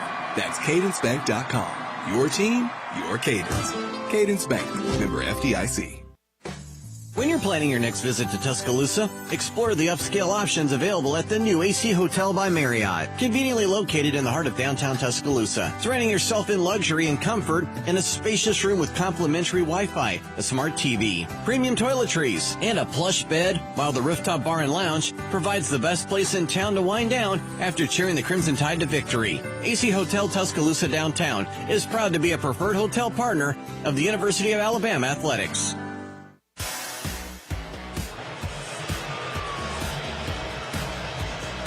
11-11 left to go in this third quarter. Now the Crimson Tide in front by a 9-7 score against Ole Miss. Congratulations to our Domino's Drive for Dough winner, Joshua Watkins from Lafayette, Louisiana, as the Crimson Tide just scored on that drive, went 75 yards down the field to get the field goal, the 22-yarder by Will Reichard to go in front by a 9-7 score. Make sure you enter to win on the Crimson Tide Sports Network's Facebook page to be the next Domino's Drive for Dough winner. Today's game between Alabama and Ole Miss, presented by the Alabama Department of Public Health, who reminds us, don't wait, vaccinate. Wonder if Joshua's going to put some crawfish on that pizza when it shows up. Be mighty tasty. Be awfully tasty. All right, remember the last kickoff went out of bounds. So let's see what happens here as Ulysses Bentley is standing deep for the Ole Miss Rebels in his end zone. Rebels in the white jerseys, red numerals, the silver or gray pants, the blue headgear. The kick. It again. And that one goes out of bounds as well. Free kick out of bounds. Kicking team. By rule, the ball will be placed at the 35-yard line. First down. I tell you, he's just trying to be a little too fine where he puts that ball. And he's very well capable of kicking it halfway through the end zone. So the Crimson Tide now defensively. Let's see what they can do to put the kibosh on the Ole Miss Rebels. Jackson Dart. His first name is Jackson. Jackson Dart. He'll get the snap, handed off to the second man through. And that was Quinshon Judkins, who's stacked up by Justin Aboigbe. He's been in and out of the ball game, Aboigbe has been. Here's a 2nd down and 8. The snap. Stutter step move. Runs up on a pile of bodies. Judkins does. And he gets inside the 40. Ran into Aboigbe one more time. Ole Miss 1 of 6 in 3rd down conversions. Not exactly sparkling numbers there either. Man in motion, 2 wides either way. Here's the pump, here's the throw. The out route is caught at his fingertips by Jordan Watkins, and he runs out of bounds at the yard line to gain. Boy, the ball was thrown just a hair short. He really had to reach back towards the backfield to catch that ball, and that momentum almost took him out of bounds short of the 1st down, but just enough to move the chains. So now the chains move, the snap coming from their own 45. Here now the fake give, and then the second man gets the handoff. Judkins, he'll drive the pile as best he can. Caleb Downs, Justin Aboigbe there to lead the tacklers. Deontay Lawson not back in the game, so John Campbell, it'll be his spot for the remainder of the game. Zachary Franklin is in. He's in the left slot. Man in motion from the far to the near side. Reverses direction. Here's Dart, stands in. He throws one long into traffic. Intercepted by Alabama. Intercepted by the Crimson Tide's Terrian Arnold. He'll spin through traffic. He's around the 40 to the near sideline, 43-yard line. Terrian Arnold. 38 yards on the return of the interception by Jackson Dart. Really on the field, an interception by the defense. First down, Alabama. That was nice. That was awesome. That was a poor decision by Jackson Dart throwing into double coverage. And at the last second, Darren Arnold cut across his face and picked that ball off. So the Crimson Tide will have the ball back with the lead when we return here on the Crimson Tide Sports Network from Learfield. What does commitment sound like? At Alabama Power, we hear you, we see you, and celebrate you on long practice days, game days that bring us together, and every day in between. Your commitment to making an impact for the team, for the fans. That inspires us to be at our best for the communities we champion across the state. We're committed to this kind of energy. That's power for a better Alabama. Alabama Power is a proud supporter of the Alabama Crimson Tide. Crimson Tide Football is brought to you by Aetna, proud sponsor of the Crimson Tide Sports Network. This is Alabama Crimson Tide Football from Learfield. Mario fue pintor más de 30 años. Cuando me dijo que se le estaban olvidando las cosas, fue difícil. Un día me dijeron que pintara el marco del lado por dentro y pinté el lado de afuera. Yo le diría a la gente que le diga a su familia lo que está pasando con él. Si algo se nota diferente, podría ser Alzheimer. Es momento de hablarlo. Visita alz.org/nuestras historias para saber más. Un mensaje de The Alzheimer's Association y The Ad Council. Wouldn't it be great if life came with a remote control? You know, you could hit pause when you needed to, or hit rewind, like that time you knocked down that wasp's nest. Uh-oh.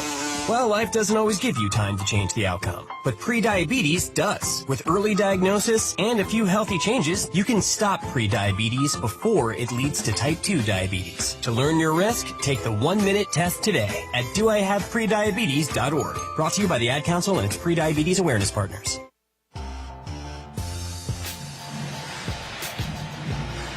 9:07 left to go in the third quarter. Alabama 9, Ole Miss 7. We just saw an interception by Alabama's Terrion Arnold. And for every Bama interception, participating Chick-fil-A restaurants in Alabama donate $1,000 to Children's of Alabama as our Picks for Kids partner. So far this season, that's 3 picks for Bama and now $3,000 for Children's of Alabama. A special thank you to the Chick-fil-A locations in Alabama supporting Children's of Alabama this year. They've been doing that for quite the while now, and we certainly do appreciate it. Here now, Alabama digging in. Roydell Williams fights forward, gets back to the line of scrimmage. Nothing further. Here's a 2nd down and 10. Milroe near side, out route, caught by Kendrick Law, and he'll get a hard hit, but picks up the first down as he gets across the 50, down to the 47, maybe the 46. Trey Washington, the free safety, was there to stand him up after the reception. So now a 1st and 10 with 8:22 to go in the third. Milroe on the give, nice move left side, tripped up down low is Roydell Williams. Almost had a break right there, but they got him down low across the legs. Still a nice gain of 6 yards, and once again, wide receivers into the boundary. The safety is the only guy that has the ability to tackle Roydell Williams in open field. Shadows creeping out now to the far hash marks, with the sun behind the far grandstands. 3 wides near side, man in motion. Dupree goes to the far sideline. He's the tight end. Bama's defense, or Ole Miss's defense, adjusting. Here now the handoff, and very little there for Roydell Williams. Brings up a 3rd down here. He's 3rd and about 5. Seems like we're getting good push up front, but they're just feeling hard at the last second from the backside and able to wrap us up.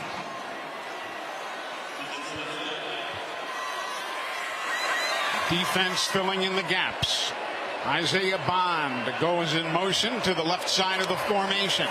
Here now on the 3rd down, quick throw. Bond has it. 1st down Alabama on the left sideline and down to the 31-yard line. Quick release. That's the best thing, man. There's no way to react to that. And it was a really nice read as well. Ole Miss over pursued. It left Bond wide open in the flat. It was a nice throw for the 1st down. What we need to see now, though, Eli, is one of these receivers catch that ball, make a guy miss, and take it to the house.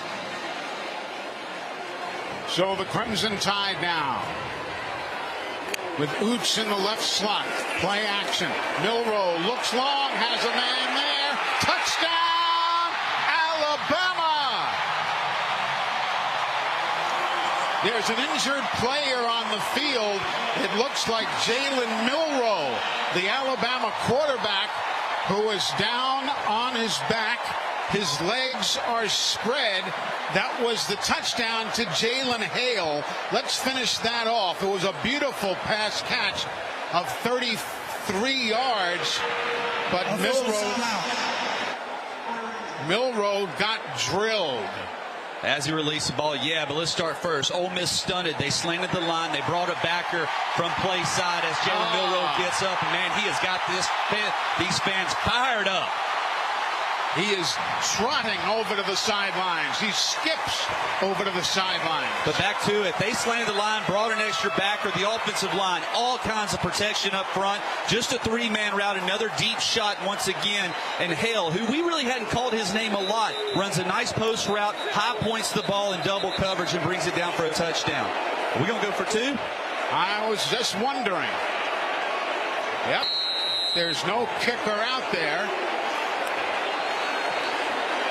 Ty Simpson is in at quarterback, giving Milroe that breather. Oots goes wide to the far side with 2 teammates. 3 to the near side, and Simpson keeps it himself. Flag on the play. A face mask on Ole Miss. Simpson keeps it himself and gets the 2-point conversion. So Alabama gets the 2 points, and Simpson just shook off that face mask from the Rebel defense. We'll hear from referee Scott Walker. Personal foul. Face mask. Defense. This 15-yard penalty will be assessed on the kickoff. It's over play. Try is good. Alabama has taken the lead now, and they needed it. 17-7. We're back after this on the Crimson Tide Sports Network from Learfield. And we're back with the action. Coke Zero Sugar might be the best Coke ever. That's right, Jim. With an irresistible taste and zero sugar, Coke Zero Sugar is a must-try for any sports fan. So make sure you... Wait, Jim, I didn't mean try it right now. We're still on the air. Best Coke ever? Take a taste, Jen. Really? No, not right now, Jen. We got a game to call. Crimson Tide Football is brought to you by Aetna, proud sponsor of the Crimson Tide Sports Network. This is Alabama Crimson Tide Football from Learfield. When might you be buzzed? When you suddenly love everything. You guys, I love this song.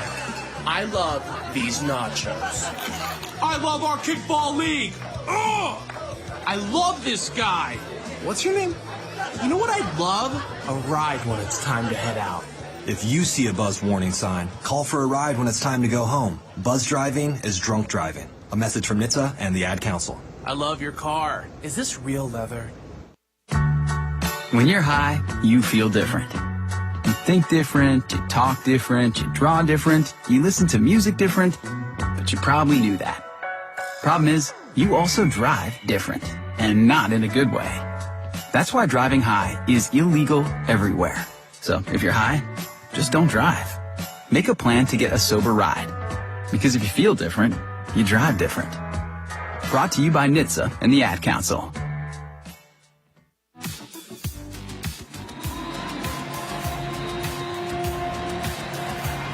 Alabama 17, Ole Miss 7, 6:29 left to go in this third quarter. The Bromberg scoring drive for the Crimson Tide, 6 plays, 59 yards. It took 2:38 off the clock. And Eli, I understand, once again, had a great meal last night, courtesy of Big Mike's. You always get a great meal at Big Mike's in Moundville. Of course, there are locations all around our area. There's a Big Mike's in Thomasville, Andalusia, Gunnersville, Orange Beach, Auburn, and Moundville.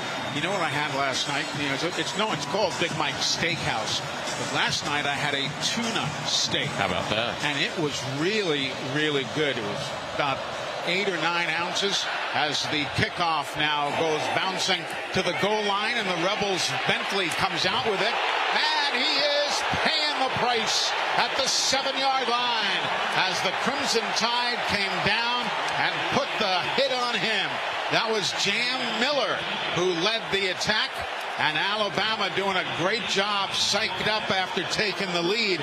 We had a great meal last night. That big tuna steak, it was covered in sesame seeds, and it had wasabi sauce and all sorts of... Folks, listen, if you're looking for a place to go, it doesn't have to be a football weekend. Anytime. Great servers, wonderful service. Big Mike's Steakhouse in Moundville, Alabama, right there in downtown. You're going to love it. For potential targeting. Uh-oh. They're going to look at targeting on that tackle against Ulysses, who was coming out with the football out of the end zone. And he got drilled hard. And we're looking at the video replay here. There's no doubt that Jam Miller did lower his head, as everyone who tackles does, but I did not see any forcible hit to the neck or head area. The officials are going to look at the video here. They'll do the same at the SEC Video Center in downtown Birmingham. We're just watching it again. Well, of course, you ask me, I'll say it's not targeting. But I'm also wearing a crimson and white shirt. So who knows? But we're just watching it one more time. It looked like the ball carrier dipped his head. But again, who knows? And we'll wait and see what Scott Walker here, the referee, and the guys in Birmingham say. Walker is talking to his umpire, and they are comparing notes. After review, personal foul, targeting with the private helmet, kicking team number 26. 15-yard penalty from the end of the line, first down. Number 26 has been disqualified. Oh, well. So what stinks is the fact that you lose Jan Miller for the remainder of the day. He's a special team. We've also seen him on offense. Yep. But thank goodness for the penalty to face mask, because now Ole Miss still only gets the ball at the 24-yard line. 5 penalties against Alabama for a loss of 50 yards today. But you're right. Here come the Ole Miss Rebels now. The fans getting noisy. Quinshon Judkins is the running back. He's to the left side of Dart, fakes it to him, then pulls it back and throws, and Watkins makes the grab, but he is put down instantly by Alabama. The play will lose yardage. Caleb Downs. Okay, that freshman, we've talked about him. He's played well. Boy, he's hunting the ball carrier. He is hard going downhill, reads it, and makes the tackle for a loss. Now on a second down and 11. Straight drop, Dart throws. Ball hangs up. Receiver gets around the defender. And Dayton Wade gets across midfield down to the 45-yard line of Alabama. It'll be a 31-yard pickup. Just a missed tackle by Arnold there, and Jaheim Otis almost got to the quarterback. Now the inside give. 5 yards on the pickup for Judkins. Tresman Marshall makes the tackle. 5:23 to go in the third. Alabama leads 17-7. Here now the inside give again. And that gets to the 39-yard line. So it brings up third down. Tim Keenan, the third, clogging up the middle. Ole Miss 2 of 7 in third down conversions. Here's a 3rd and 4. Big play defensively for Bama's D. Running back shifts to the right of the quarterback. Dart keeps it, turns it upfield. He'll get a first down by a yard. He went to his right, then turned it upfield behind the blocking and gets the first down. That was a quarterback keep all the way. They had 2 lead blockers with the tight end and the running back, Judkins, and they were able to gain the edge. So with 4:31 to go in the third, here comes substitution. Tim Smith, he'll come in. Jaheim Otis takes a seat. I think Ole Miss tried to pull a quick one, putting Jordan Watkins on the field late. Here's the snap. Inside give.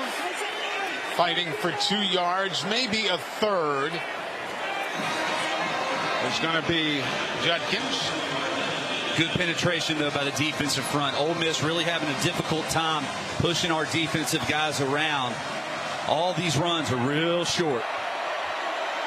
Ulysses Grant. He's in. Here's a quick throw, and the quarterback is put down on a flag. A flag on Trez Marshall and Dallas Turner. They were looking.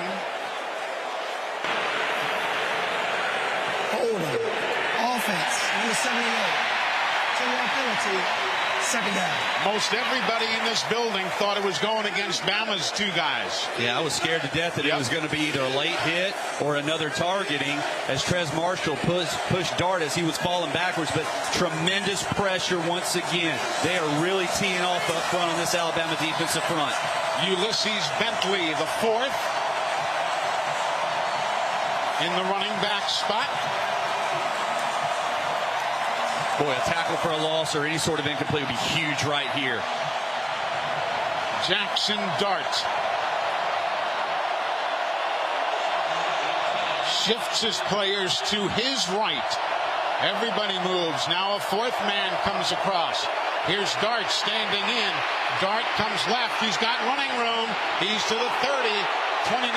There's a block in the back and down to the 20-yard line. But flags come flying in. There was a block in the back. Either that or offensive holding. Could have gone either way against the Rebels.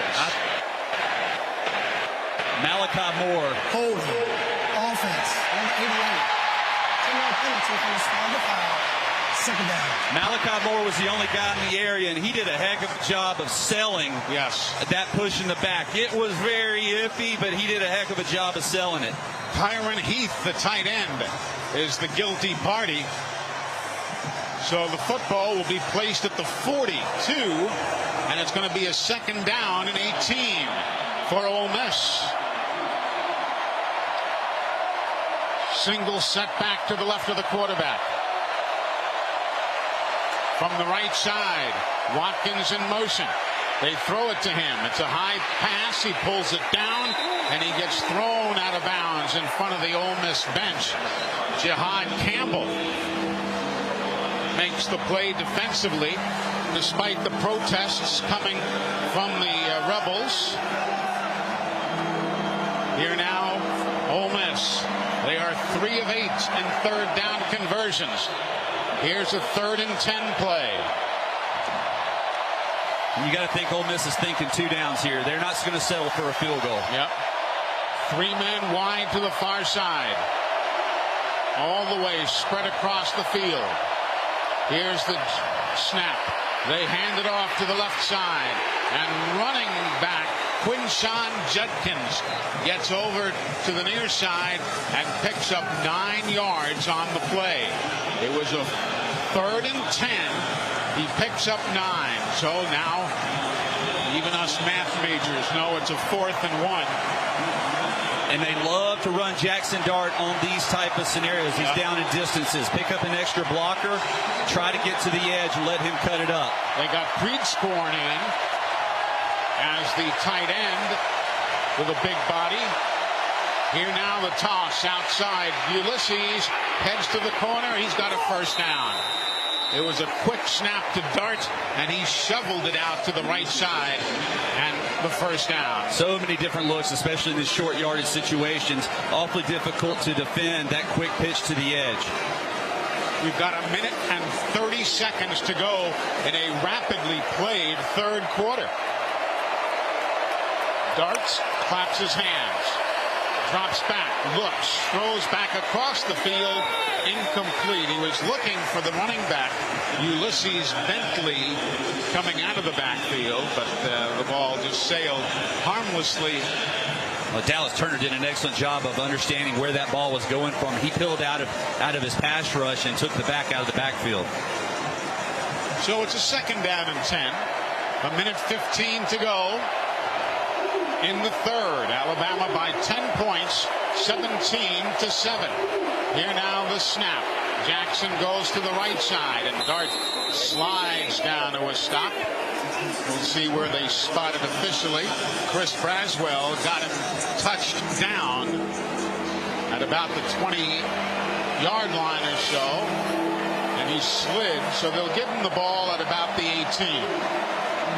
From there, it's going to be a third down and 6 for Ole Miss. 3 men stacked on the left side, 1 wide to the right. Here's the snap. Jackson Dart stands in, throws a bullet, and it's knocked down at the 4-yard line. The intended receiver, Jordan Watkins, had good coverage on him, and that time Kool-Aid McKinstry, who is now congratulated by Malachi Moore, made the nice play. Boy, McKinstry's mad with himself. He had his hands on this ball. It would have been a heck of an interception, but one he feels he should have come down with. Here's a field goal try. They missed earlier. This is a 35-yarder for the Rebels off the far hash mark. It's on the way. It is up, and that one is good. So they missed a 35-yarder. Now they have made this one right here. And indeed, a timeout now being taken with just 34 seconds to go in the third quarter of play. It's Alabama on top by a score of 17-10 on the Crimson Tide Sports Network from Learfield. You hear a lot today about the Bama factor. Well, what exactly is it? It's a saying that Coach Saban uses constantly. It's actually what the program is built on: commitment, discipline, effort, toughness, and pride. Well, at Dex Imaging, we believe in these same principles to be the very best we can be day in and day out. So for all of your business office solutions, put Dex Imaging to work for you. Dex Imaging, the official copier and printer provider of Alabama Athletics. Crimson Tide Football is brought to you by Aetna, proud sponsor of the Crimson Tide Sports Network. This is Alabama Crimson Tide Football from Learfield. Sometimes I just cannot believe all the storms we've gone through here. I can only hope that we'll be able to leave this house to you one day, baby. You're our legacy. Planning for these disasters will make sure we're safe, and is the best way to protect that legacy. Protect your legacy. Visit ready.gov/plan for the tools and tips you need to start your emergency preparedness plan today. Brought to you by FEMA and the Ad Council. Hi, I'm Danica Patrick. Watching my nieces grow, play, and learn is amazing, but not every child gets to be carefree. 1 in 6 kids in the U.S. are hungry. This breaks my heart, and it's something that Feeding America is working to change. Each year, the Feeding America network of food banks rescues billions of pounds of good food that would have gone to waste and gives it to families in need. To help, visit feedingamerica.org. Brought to you by Feeding America and the Ad Council.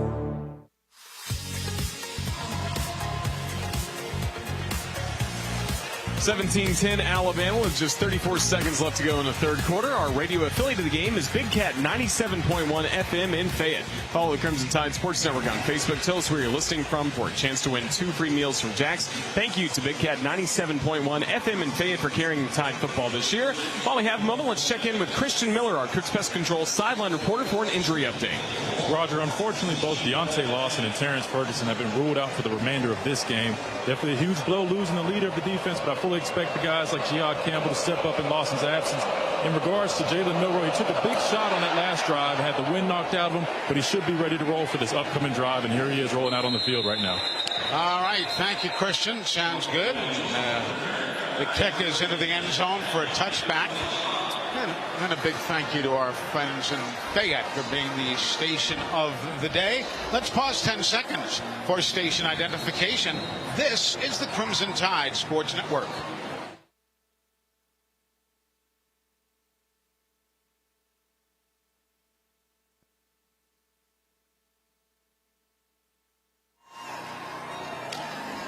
Welcome back, everybody. Eli Gold, joined by Tyler Watts, Christian Miller, Roger Hoover. Chris Stewart was with us with the coach earlier in the day. Our engineer producer Tom Stipe, our spotter Butch Owens. Bama now on a 1st and 10 from the 25-yard line.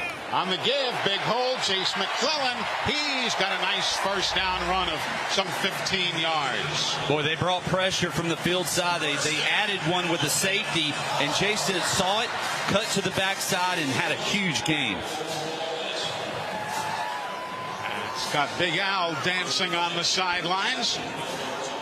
J.C. Latham threw a nice block on that run of seconds ago. 3 seconds, 2, 1. The quarter is over. 3 quarters in the books here at Bryant-Denny Stadium, the season's conference opener for Alabama and the Ole Miss Rebels. When we come back, a pivotal 4th quarter next on the Crimson Tide Sports Network from Learfield. Some people just know the perfect time to hit the concession stand. Those are the people who know to choose Allstate. Woo! Nice! I never miss a touchdown. Want a bite? Yeah, he knows he's got a 6th sense for a snack break. Just like he knows that switching to Allstate can save drivers $468. Saving $468 is based on the national average annual savings for new auto customers surveyed in 2022 who switched to Allstate. Prices may vary based on how you buy. Allstate Fire and Casualty Insurance Company and affiliates, Northbrook, Illinois. This is Alabama Crimson Tide football from Learfield. You took the first step and quit smoking, but even former smokers may still be at risk for lung cancer. That's why SaveByTheScan.org wants you to know about a new low-dose CT scan that can detect lung cancer early. It takes only 60 seconds and could save your life. You took the first step, now take the next. Visit SaveByTheScan.org for a simple quiz to see if you're eligible and talk to your doctor about screening. SaveByTheScan.org is brought to you by the American Lung Association's Lung Force Initiative and the Ad Council. My simple solution to the problem was remove people from the scene and help them feel safer. In response to attacks against Asian Americans, Maddie Park raised over $250,000 to donate cab rides to the Asian community. There is so much more work to be done. We really need to come together and tackle this issue as a community. Support the Asian community. Learn how at lovehasnolabels.com. Brought to you by Love Has No Labels and the Ad Council.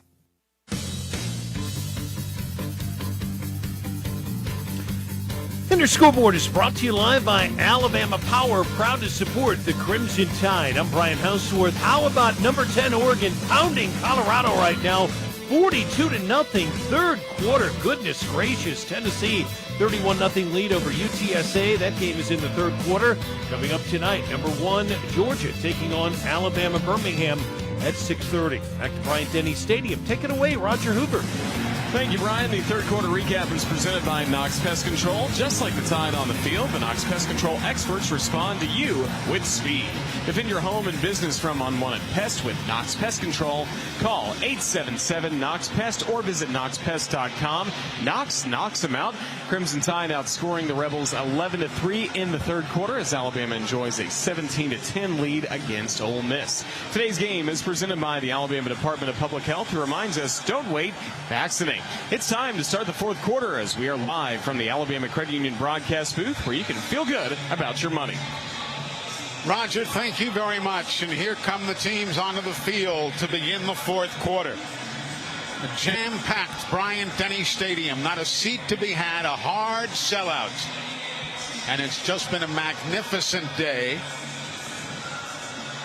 The lights are on to help combat some of the shadows that now have covered the entire gridiron except for one strip going diagonally across the field from one end zone to the other.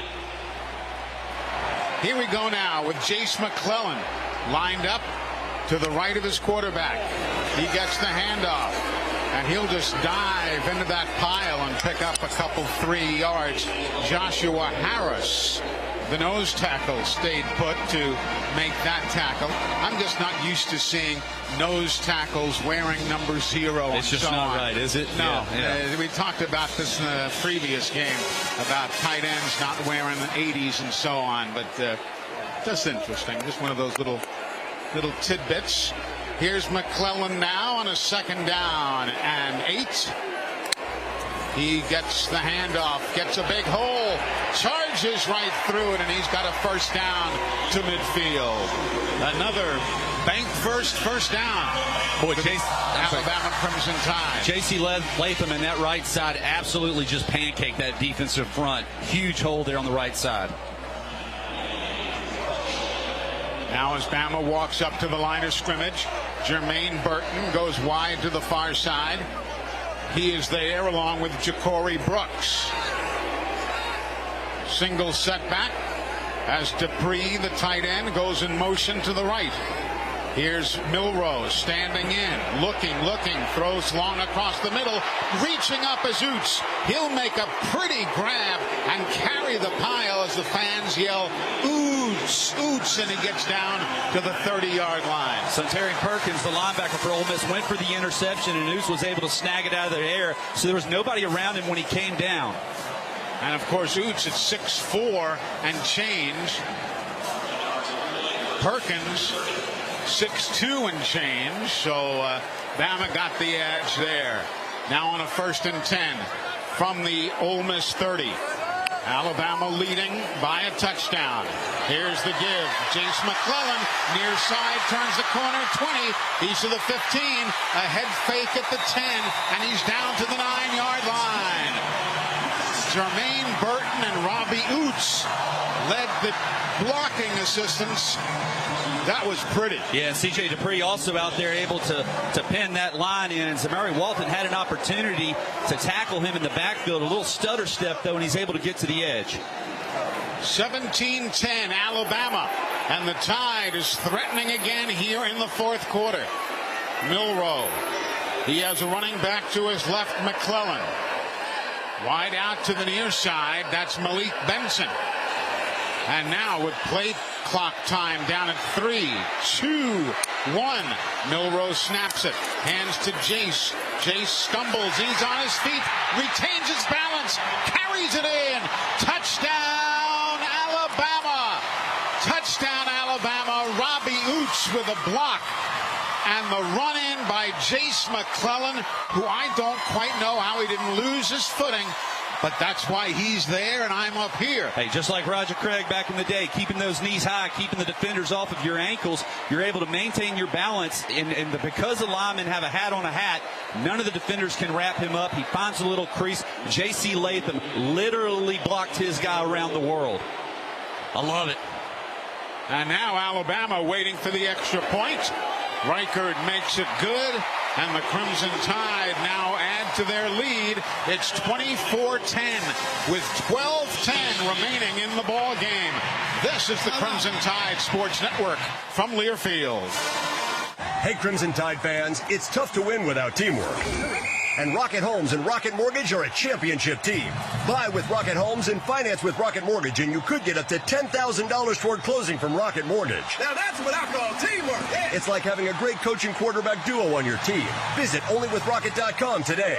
Let's go! Rocket Mortgage, proud mortgage partner of Alabama Athletics. For purchase transaction only, call 1-833-7-ROCKET for conditions and restrictions. Equalizing lender, licensed in all 50 states, NMLSConsumerAccess.org, number 3030. From Bart and Joe Willie to Mac and Tua, this is Alabama Crimson Tide football from Learfield.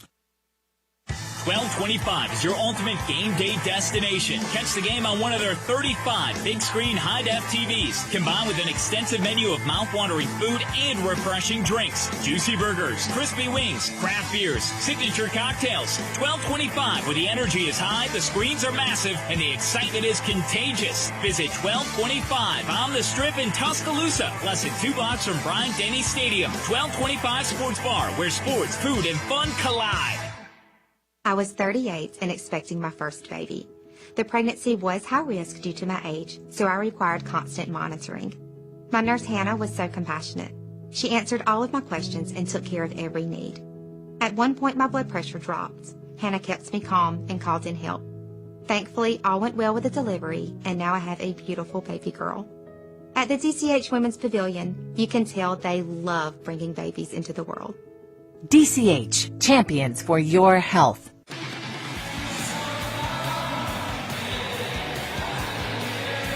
Alabama 24, Ole Miss 10 with 12:10 remaining in this ball game. An 8-yard touchdown run by Jace McClellan for the Crimson Tide's first rushing touchdown today, so you can score a free donut with the purchase of a beverage from Dunkin'. Bama runs on Dunkin'. The Bromberg scoring drive, 6 plays, 75 yards for Alabama. Took 3 minutes, 24 seconds off the clock. Here at Bryant-Denny Stadium, we're on the sideline. Christian Miller, Alabama has to be feeling pretty good. Absolutely, Roger. This is the momentum that Alabama so desperately needed. It started with the big touchdown pass from Jalen Milroe. I witnessed guys sprinting down the sideline and then celebrating, even after the conversion with Ty Simpson in the game. And now guys are jumping up and down. They got the towels waving.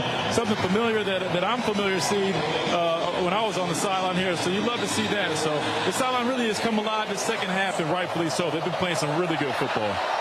Thank you, Christian. Here's the kickoff, and they're going to bring it out, the Rebels do, to the 15.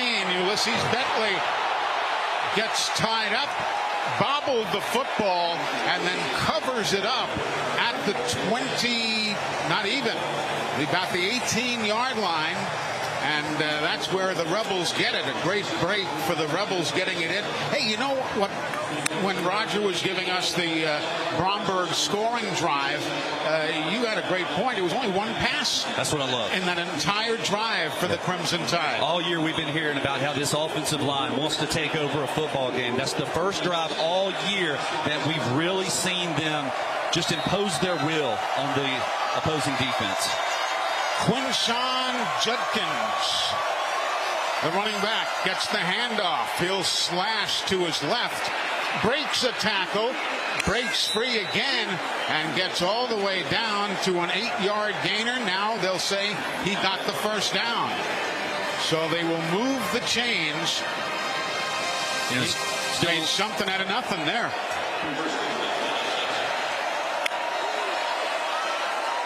Here now, Jackson Dart fakes the give to Judkins, and the Bama defense busts through to make the stop. That looked like a little busted play. I'm not sure if we should collapse the pocket, but play didn't look right to begin with. Dart, there was no separation or spacing. He pulled the ball. It's almost like it was a busted play.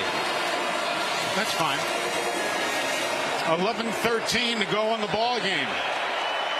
Alabama on top, 24-10. Here's the snap. Dart throws a high riser to the left, and it's over Judkins' head. He reached up to try and grab it, but could not make the play. Of course, Tim Keenan, he's the guy who silently made that play for Bama's D. Yeah, Trez Marshall also in the area, but it would have been a difficult tackle in open field had the ball been appropriately placed.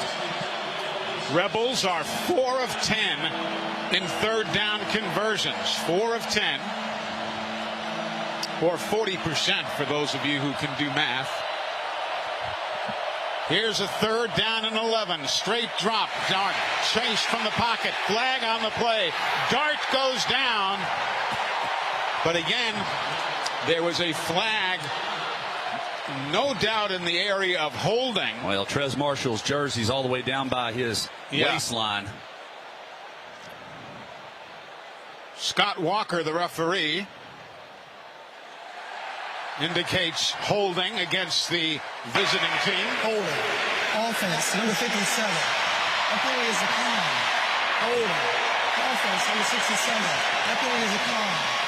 Fourth down. Hey, how awesome is 2 guys held, and we still got to them, baby. Yeah, exactly. That's what you want to see up front. And now, Christian. Game clock operator, please place 10 minutes and 50 seconds on the game clock. They're going to put 7 more seconds on the clock. But, Christian, it's a game and a performance like this against another team in your conference that really can ignite this Alabama unit. We'll talk more in a second as the Rebels are getting set to punt it away. Averaging 43 yards a punt today is Mazin. And here now, McKinstry stays away from the bouncing kick, and it's down at the 29-yard line. But, Christian, this could really trigger this team to go a long way. It can, Eli. You said the word ignite, and that's exactly the best way to describe it. You know, this team has really caught fire in the second half. They cleaned up those self-imposed issues, and right now they're playing lights out. And you talk about pursuit on the backside. Dallas Turner just ran Jackson Dart all the way down, coming from the backside, and it's that type of energy that's contagious that's going to carry this team forward. And you're right, they're doing it against a really good SEC football team. And I think this might be some of the best ball that we've seen Alabama play this season. I agree. We're coming right back. We've got 10:34 to go in the ball game. Bama's up by a couple of touchdowns on the Crimson Tide Sports Network from Learfield. when the game goes into overtime. But the game goes into overtime. The choice to enjoy is easy. Bud Light, easy to drink, easy to enjoy. Order Bud Light online today. Enjoy responsibly. Anheuser-Busch Bud Light Beer, St. Louis, Missouri. Roll Tide. This is Alabama Crimson Tide football from Learfield. Put your phone on D&D. That means that do not disturb when you're driving. And when you're going from point A to B, I need you to stay safe, please, so always sing with me. So put your phone on D&D. That means that do not disturb when you're driving. And when you're going from point A to B, I need you to stay safe, please, so always remember this beat. Don't drive distracted. A message brought to you by the National Highway Traffic Safety Administration, Project Yellow Light, and the Ad Council. Hey, son, how are you feeling? I'm fine, Pops. What's on your mind? I can't explain it. Navigating without a compass, eyes waiting, started to wonder. Metamorphosis, loss of who you thought you was. When your kid can't find the language, help them find the lyrics. Listen to the Sound It Out album and get tips and tools to start a conversation at sounditouttogether.org. Brought to you by Ad Council and Pivotal Ventures.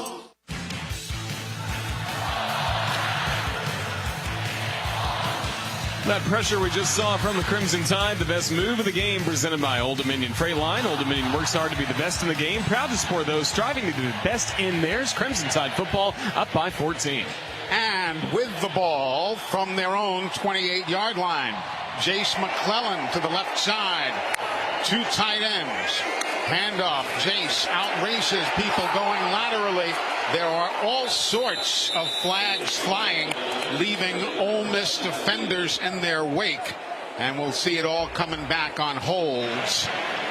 Holding. Offense. Number 71. 10-yard penalty. First down. Darian Dalcourt got himself two guys for the price of one. You got to move your feet there. And, you know, we put the 12 personnel, the two tight ends, and the wide receiver to the boundary once again. They just kind of slant their line towards the field. And I think Seth McLaughlin also let his guy go a little too early as well. Yeah. Second holding call of the day and sixth penalty against Alabama today. Here's the Tide now on a first down call from inside their own 20 at the 18. Oots in motion. The give. Jace McClellan gets to the 20, no farther. So he'll pick up a yard and a half. Jeremiah Jean-Baptiste was the man who made that tackle.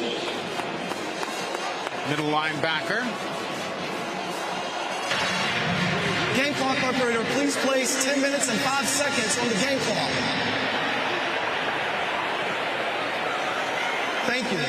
J.C. Latham lost his helmet on that play. He'll go out, and Miles McVay will come in to take his spot. Brings up a second down and 19 for Alabama. Dupree in motion. The snap. Milroe keeps it, hurdles over a man, stiff arms another, turns the corner right sideline, and he gets out of bounds, shoved there by about the 25-yard line. DeAndre Prince, the cornerback, came up to make the stop. And it's a positive yard as C.J. Dupree's able to hold on his block just for a hair second longer. That's going to allow Milroe to get north and south versus having to bust it to the outside. Probably would have had a bigger gain. Latham, after sitting out the one play for losing his helmet, has returned. Here's a third down now and 13. Dupree in motion. The tight end goes to the right of the formation. Rebels barking directions in the background.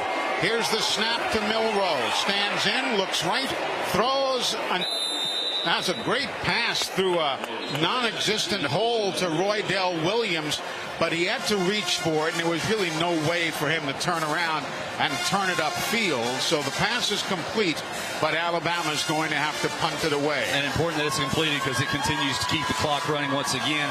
I wish he had gone. He had some one-on-one opportunities down the field with no safety help. Had Kendrick Law on a little corner route, had a one-on-one opportunity, but he took the conservative, and you cannot blame the kid for that. No. Punting's not the worst. Burnip to punt, averaging 50 yards a punt today. And this one is boomed away to Jordan Watkins. He'll make the grab.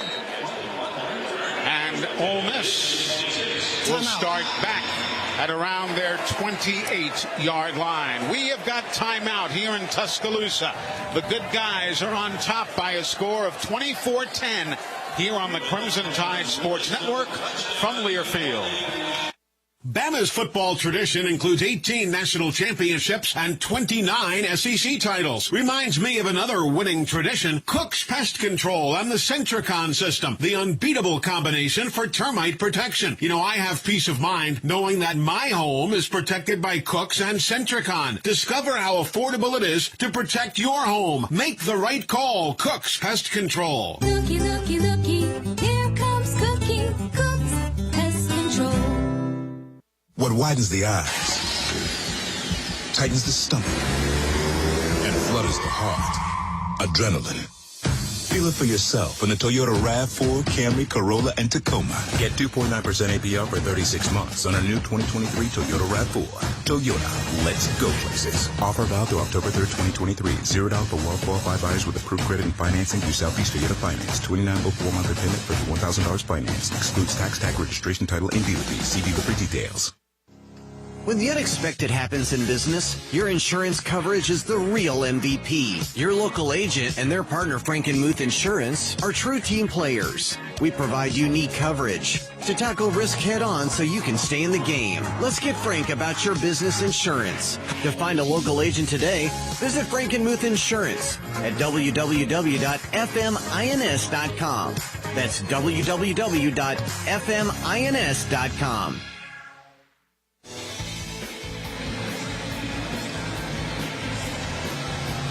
8 minutes, 15 seconds left to go in Tuscaloosa. It is Alabama 24 and Ole Miss 10. The attendance figures are courtesy of ATIX. The official attendance for tonight's game is 100,077 fans, a sellout here at Bryant-Denny Stadium. ATIX is the proud sponsor of the game's attendance. ATIX says thank you to all ticket-holding Crimson Tide fans. Roger, thank you very much. Just looking at the numbers, Alabama with 4 sacks today to 3 for the Ole Miss Rebels. Yeah, and Ole Miss doesn't have to get out of their rhythm of continuing to run the football, but with only 8 minutes to go, they are going to have to throw earlier. Yep. Ulysses Bentley is the running back. They fake it to him and then throw it on the near sideline, and that's incomplete. It was high, and Trey Harris was the intended receiver, but Terry and Arnold was there to offer the defensive coverage. And you knew they were going to take a shot at some point. You did. And that's also just trying to get some sort of interference. But Arnold, once again, doing a good job getting his head turned around. Tight ends and the running back all shift to the left side of the Ole Miss formation. Quarterback goes left. Ulysses gets the grab in on the screen, and he'll fight his way up the left sideline before stepping out of bounds across the 30. Dallas Turner was there to hassle him. They'll say he goes out at the 30-and-a-half-yard line, and that's going to bring up a 3rd down and 6 from there. Jackson Dart brings a man in motion, and as he comes past him, Dart hands the football to the motion man. That was Dayton Wade, but Alabama's Kendrick Blackshear and a host of others all saw that one forming up. And Malachi Moore, it was a key part of that. Not in on the tackle, but forced the ball carrier back up inside because he went wide. And now it is 4th down and 8 for Ole Miss. They are 1 of 1 in 4th down conversions here today. The snap. Dart steps back, throws. It is caught, first down, and Watkins has it. He got it going across the middle of the field at the 40-yard line. The yard line to gain. Jalen Key was covering. Yeah, and that's the thing. They get a safety against a wide receiver in man coverage, and that's an advantage for Ole Miss. But all the while, the clock is running. 6:43 to go with Alabama up 24-10. Here now the snap. The inside give, nothing there except big Tim Smith and Jaheim Otis. Boy, Jaheim Otis just absolutely works his guy at that right defensive tackle or left defensive tackle, and then it comes in and leaves his feet and makes the tackle in the backfield. He's 6'5", 320, and then he left his feet on top of that. Boy, a lot of confusion on the defensive front. Quarterback, Jackson Dart. Quinshawn Judkins, the running back. 9 seconds on the play clock. The snap is knee high. The throw across the middle. Beautiful catch for the Rebels at the 45-yard line. Jordan Watkins. That was a pretty grab. Yeah, Key once again in coverage there, and just a little too quick for him on the little in route. Now coming wide to the near side. Judkins, empty backfield. Quarterback steps up and goes down. Great effort by Braswell, and that's going to be another sack. It'll be the 4th sack of the ball game, rather the 5th sack of the ball game for the Alabama Crimson Tide. And I'm going to be honest with you, I think some of the Ole Miss wide receivers are just as tired as anybody else out there on the field. Watkins has to come off of the field. 5:09 to go in the ball game. Bama by 2 touchdowns. Malachi Moore directing traffic out there. Man in motion. They hand it off slowly to Jordan Watkins, but Dallas Turner stayed right with him, saw the play the whole way. Watkins on the previous play for Ole Miss wanted to come off the field. He was tired, but Lane Kiffin sent him back out there and for some reason gave him the little in route. He has no gas in the tank right now. Yep. And you know you're 4-down territory now. Yes, I guess everything is 4-down territory now. Ulysses Bentley on a 3rd and 23 is the running back in the pistol formation. Wideouts either way. Now the quarterback, Dart, comes back, says something to Ulysses, moves him to the left, and now here's pressure. The throw across the middle, knocked down by Alabama's Caleb Downs. They threw a bullet all the way down to the 33-yard line of the Tide, and with Jalen Key there to make the play, and others, Bama doing a great job defensively. Boy, that was a great play because it would have been enough to move the chains and keep this drive going, but he got in there hard and was able to not only bat the ball, but not get his hands and make contact. Know where the first down marker is right here. 4 minutes, 5 seconds to go in the ball game. Bama by 2 touchdowns. Fresh lineman, defensive lineman in for Alabama as well.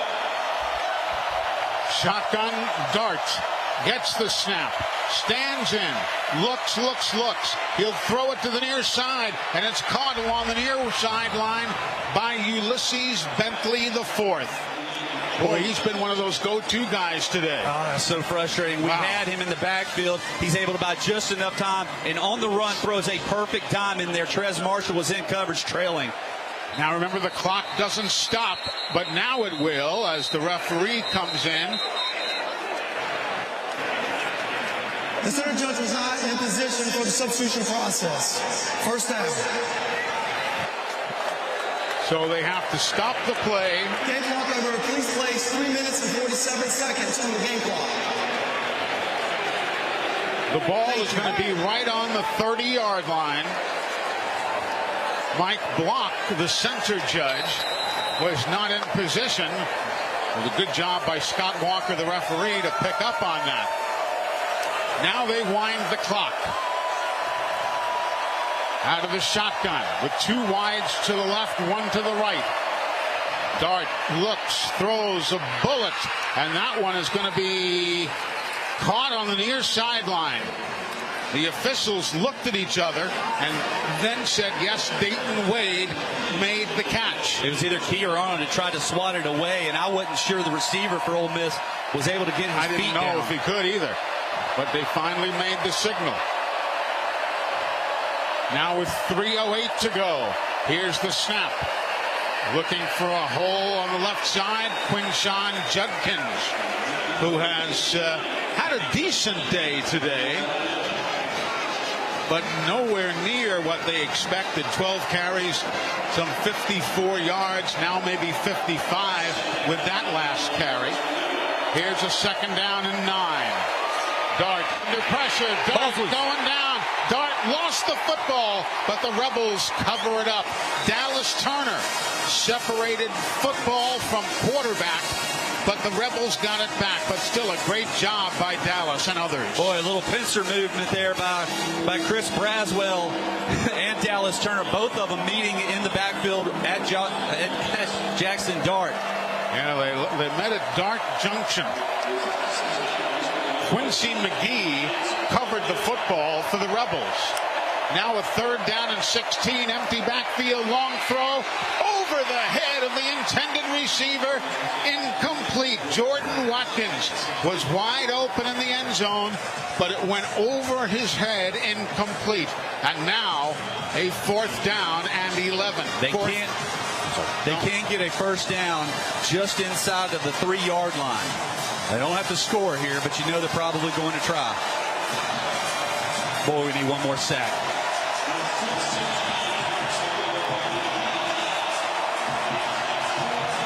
Dart waits along the near hash mark.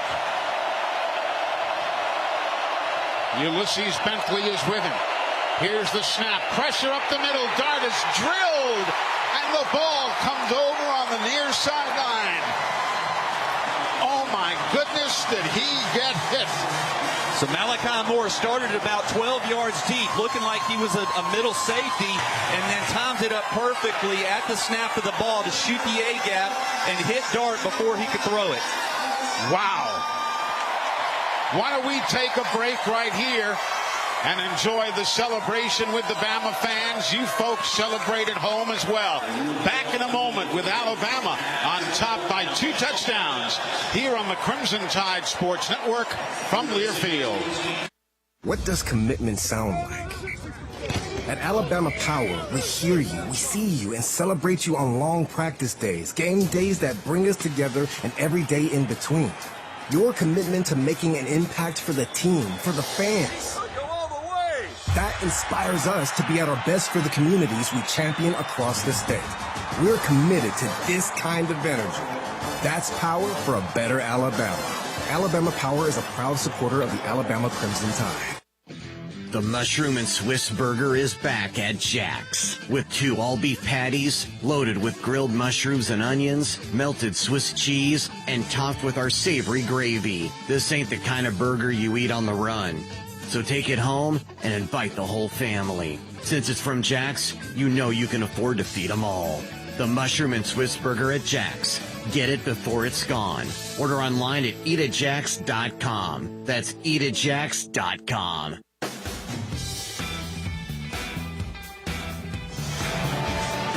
Alabama 24, Ole Miss 10. We still have 2:06 to go. And then after the game clock hits 000, make sure you stay tuned after this game is over for the region's 5th quarter show and the post-game press conference with head coach Nick Saban. It's brought to you by Tri-Grade Equipment, your John Deere dealer for North Alabama and Middle Tennessee. We have seen some incredible pressure from the Crimson Tide getting to the quarterback in this ballgame as the Crimson Tide keep getting sack after sack, and already in this ballgame 5 for Alabama against Ole Miss. And the Tide sack count always presented by Guthrie's, America's original chicken finger restaurant, and now an official partner of the Crimson Tide. After this game is over, get a sack full at Guthrie's. Sounds like a great idea. 2:06 to go in the ball game. Alabama 24, Ole Miss 10. And how many people knew or expected this? Me and you? Yes, we and I talked about it. And we did. We said this is the second half offensive football team. They really came to life. And the really big difference is this offensive line has really taken over this game, moving guys around. Man, they have been dominant here in the second half. And the defense, though, to their credit, they have played outstanding all 4 quarters. So why does that not happen in the first half? Who knows, man? Mr. Brilliant, you got there. No, but you're right. It's they are very much a second half team. Here we go, Alabama on Milroe's toss to Jace McClellan. He'll go, and there'll be a timeout taken by the Ole Miss Rebels. Timeout. Ole Miss. So they have 2 remaining. Yep. 1 first down. Obviously, this game's over. And typically what you'll see is as Ole Miss just sells out, trying to stop the run. And if there's some way you can find a seam, the ones you take to the house. We talked about it last week, and we busted about a 50-yarder. Don't forget, coming up this week, Monday, Crimson Tide Rewind. That's at 6 o'clock. Roger and Corey Reamer will rewind today's game and share their insights on the season to date. That's from Bob Baumhauer's Victory Grill in Vestavia right here on the network. Then Thursday night, our weekly talk shows, Hey Coach and the Nick Saban Show coming your way. That's 6:30 until 8 o'clock on Thursday evening from Baumhauer's Victory Grill here in Tuscaloosa. And, of course, the coach will be with us live. And then our next broadcast here on the network will be next Saturday night. And I mean night. Our visit to Mississippi State. Kickoff is set for 8 o'clock or so. It's got a little slide in there, but 8 o'clock in Starkville. Airtime will be 5 o'clock. That's next Saturday. Bama and Mississippi State from Starkville right here on the Crimson Tide Sports Network. Chris Stewart will have the play-by-play for you on that one. Tell you, outstanding game though by C.J. Dupree and Robbie Oates. Outstanding. A lot of 2 tight end looks for Alabama, and they have really helped solidify the success there on the offensive line. Here's Dupree in motion. Give left side. Big hole for no give. Just Milroe keeping it himself and going on the left side, and he gets out close to, but not quite to the first down. He got 7.5 yards on the play, and timeout is taken again by the Ole Miss Rebels. It will be their second of 3. And again, folks, don't forget, coming up, all the post-game activities. Roger, Tyler, Corey Reamer.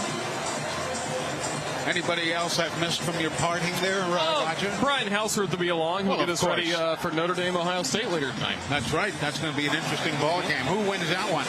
I don't know. What about all the callers that are going to call in? Yeah, those are the always best. My favorite part. All the callers miss you, Tyler. That's the main issue. Well, I miss them. I promise you that. And the game's night versus Ohio State and Notre Dame. Yeah. I don't have a clue. I haven't really seen Ohio State. I know they have a lot of issues offensively of trying to figure out exactly their identity and what they're going to be. So it could potentially be a really good game because you know that atmosphere is going to be incredible in South Bend. I hear they're wearing green tonight. Oh, my goodness. Yeah. That's the uniform du jour for the Fighting Irish. Big play right here. Alabama picks this up. They could take this pretty to the much house. Believe this one to the house. Yep. Jace McClellan is in the backfield in the pistol formation. 1:53 to go in the ball game. Alabama leads 24-10. Milroe standing on the 20. Claps his hands once, and Ole Miss jumps, and then they push J.C. Latham down on his caboose. Offside. Defense. Number 97. Take it to the neutral zone. Causing an offensive play to react. Penalties. This results in a first down. Jamond Gordon, the senior from Meridian, Mississippi, getting that penalty. And that'll do it. That's good discipline right there by the offensive line. A good play call there. Just go ahead and see if they jump. There might be 2 people in this entire stadium who can push J.C. Latham and actually push him over. Yeah, exactly. J.C. is 6'6", 360 pounds, as the handoff now goes to Jace McClellan, and he just drags people along with him out to the 38-yard line. And the final timeout for the Ole Miss Rebels. Alabama's not used a single timeout all day today, and the Rebels have used all 6. You know, and I do like the fact of that. I mean, that shows that you're organized, you're calm and collective, understand what's going on, you're not getting hectic. We did see the one delay game, I think, on a punt or field goal or something. But outside of that, it's been fairly clean as far as substitution, getting lined up, and getting a playoff. Butch, of course, has the penalty numbers today, and I dare say we've got them here in front of us as well. 6 penalties on Bama for a loss of 60 yards.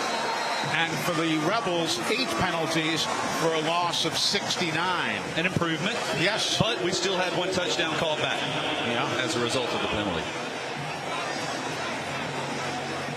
All right, here we go. 2nd down and 4. Alabama with Jace McClellan in the pistol formation, lined up behind the quarterback. Gets the handoff, looks for an opening, scoots to his left, leans forward. And he may be just a tick shy. I'm not really sure. We'll wait and see where they spot it. If he makes it or missed it, it's just by that much. Yeah, needed the 41, and I think he's about a foot shy. But we're down to 1:22 to go, and Ole Miss is unable to stop the clock, and Bama leads by 2 touchdowns. So pick it up or punt with, 8 seconds? Yeah, whatever. The Crimson Tide going to become an 8-game winning streak over Ole Miss as Jalen gets the opening and finds the first down. And that is going to move the change. But yeah, an 8-game winning streak for the Crimson Tide over the Ole Miss Rebels. And one that was kind of questionable. A lot of people really doubted this football team from Tuscaloosa today versus Ole Miss. I mean, everyone thought that the explosive offense of Lane Kiffin and the Rebels was going to come in here and really dominate. And this offensive line and this defensive unit for Alabama had other thoughts. 2 geniuses. One on defense, Nick Saban. One on offense, Lane Kiffin. And the defensive guru gets the victory here today. There's the knee down, a kneel down. And let's see, this one's done. 0 in the binoculars on the 50-yard line logo. The coaches both get there. They share a thought or two and then go their respective ways. 2 men who respect each other to the nth degree. But today, again, it is the teacher over the students in the ball game. And let's hope we see that, or say that rather, several times this season. Exactly right, because the Crimson Tide have, I've told people, and I'm sure you've said the same thing, as Nick Saban now improves to 29-3 against his former assistants. I've told people, we come to practice, you and I were there the other day. We've seen what this team can do. It's just, why it hadn't necessarily manifested itself to the degree that everybody would like. That, who knows? You're dealing with kids, you got all sorts of stuff. But you and I have seen this team perform the way they have here today. Still a tremendous amount of talent that's on this roster, and I think for the first time today, we really saw this offensive unit for Alabama kind of create somewhat of a little bit of an identity. Hey, we want to run the ball between the tackles. We want to utilize our quarterback in the running game as well, and we're going to use that to open up the passing attack. So the Ole Miss Rebels, they get 1 touchdown tonight, a 10-yard run by quarterback Jackson Dart. And the Crimson Tide defeats Ole Miss here in Tuscaloosa by a final of 24-10. Don't forget, coming up here in just a moment or so, Roger Hoover and his band of merry men will be bringing you all the post-game activities. You'll hear from the coach. We'll hear from the players. We've got all sorts of goings-on for you. That's coming up here in just a few moments. Throughout this coming week, remember, Crimson Tide Rewind, Monday night at 6. Hey Coach and the Nick Saban Show, Thursday evening at 6:30. And then our next broadcast next weekend from Mississippi State will be in Starkville. 5 o'clock the airtime, 8 o'clock kickoff. Final thoughts, Christian Miller, what'd you see today?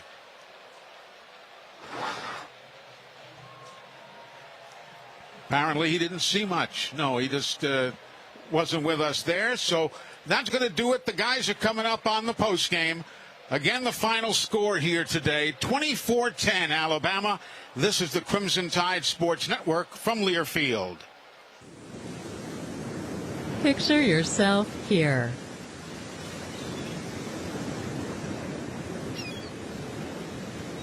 This mental getaway brought to you by visitpensacola.com. When you live in SEC country, you feel it everywhere you go. The traditions and rivalries surround you. As much as you celebrate the game, Regions celebrates your financial wins even more. And like SEC fans, we'll never quit.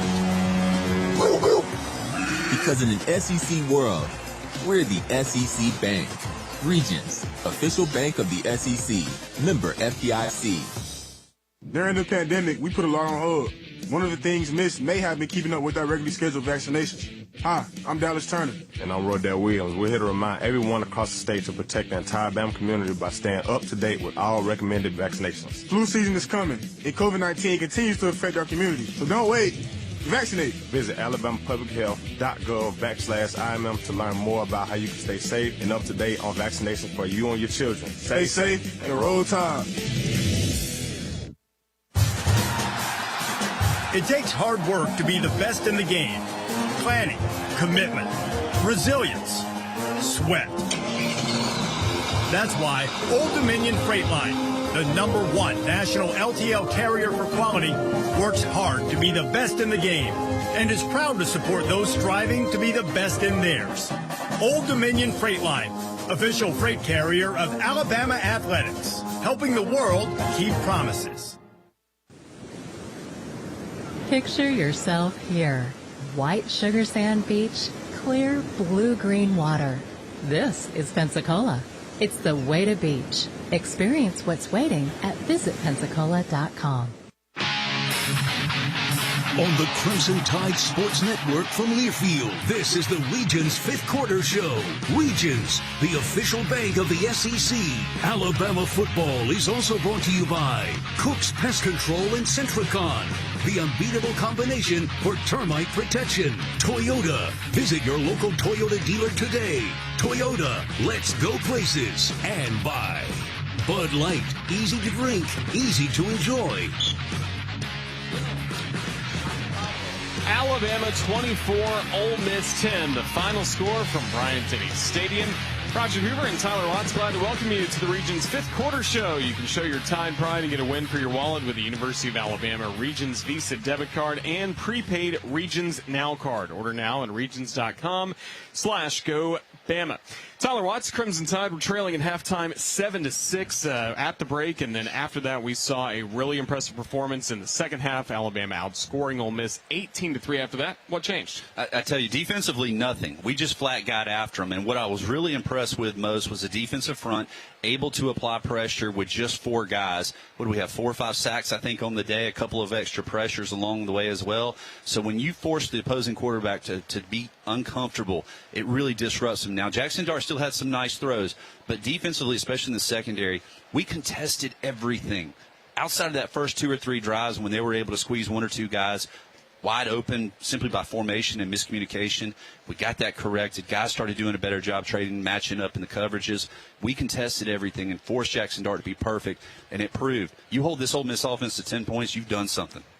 held them as well only to 301 yards of total offense, 245 passing yards. But the Rebels, we talked about their running game a lot. Pregame, only 56 yards on the ground. Excellent job up front. When you're able to stop that running attack, and we talked about it, that's key to stopping Ole Miss. When you take away their ability to run, it really disrupts everything. Guys really flying around, not allowing that offensive line to push them around.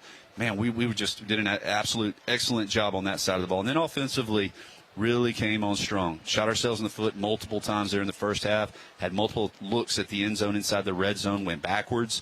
That's something that can't happen. If this football team can figure out how to be productive in the first half, they got something that they can really work with, because we know when they go in at halftime, kind of get the fire lit up underneath them. They come out the gates ready to go here in the second half. And we saw the Crimson Tide again outscore Ole Miss 18-3 in the second half as Alabama claims a 24-10 win over the Rebels to start SEC play here in 2023. We'll continue with more of the region's fifth quarter show next. This is the Crimson Tide Sports Network from Learfield.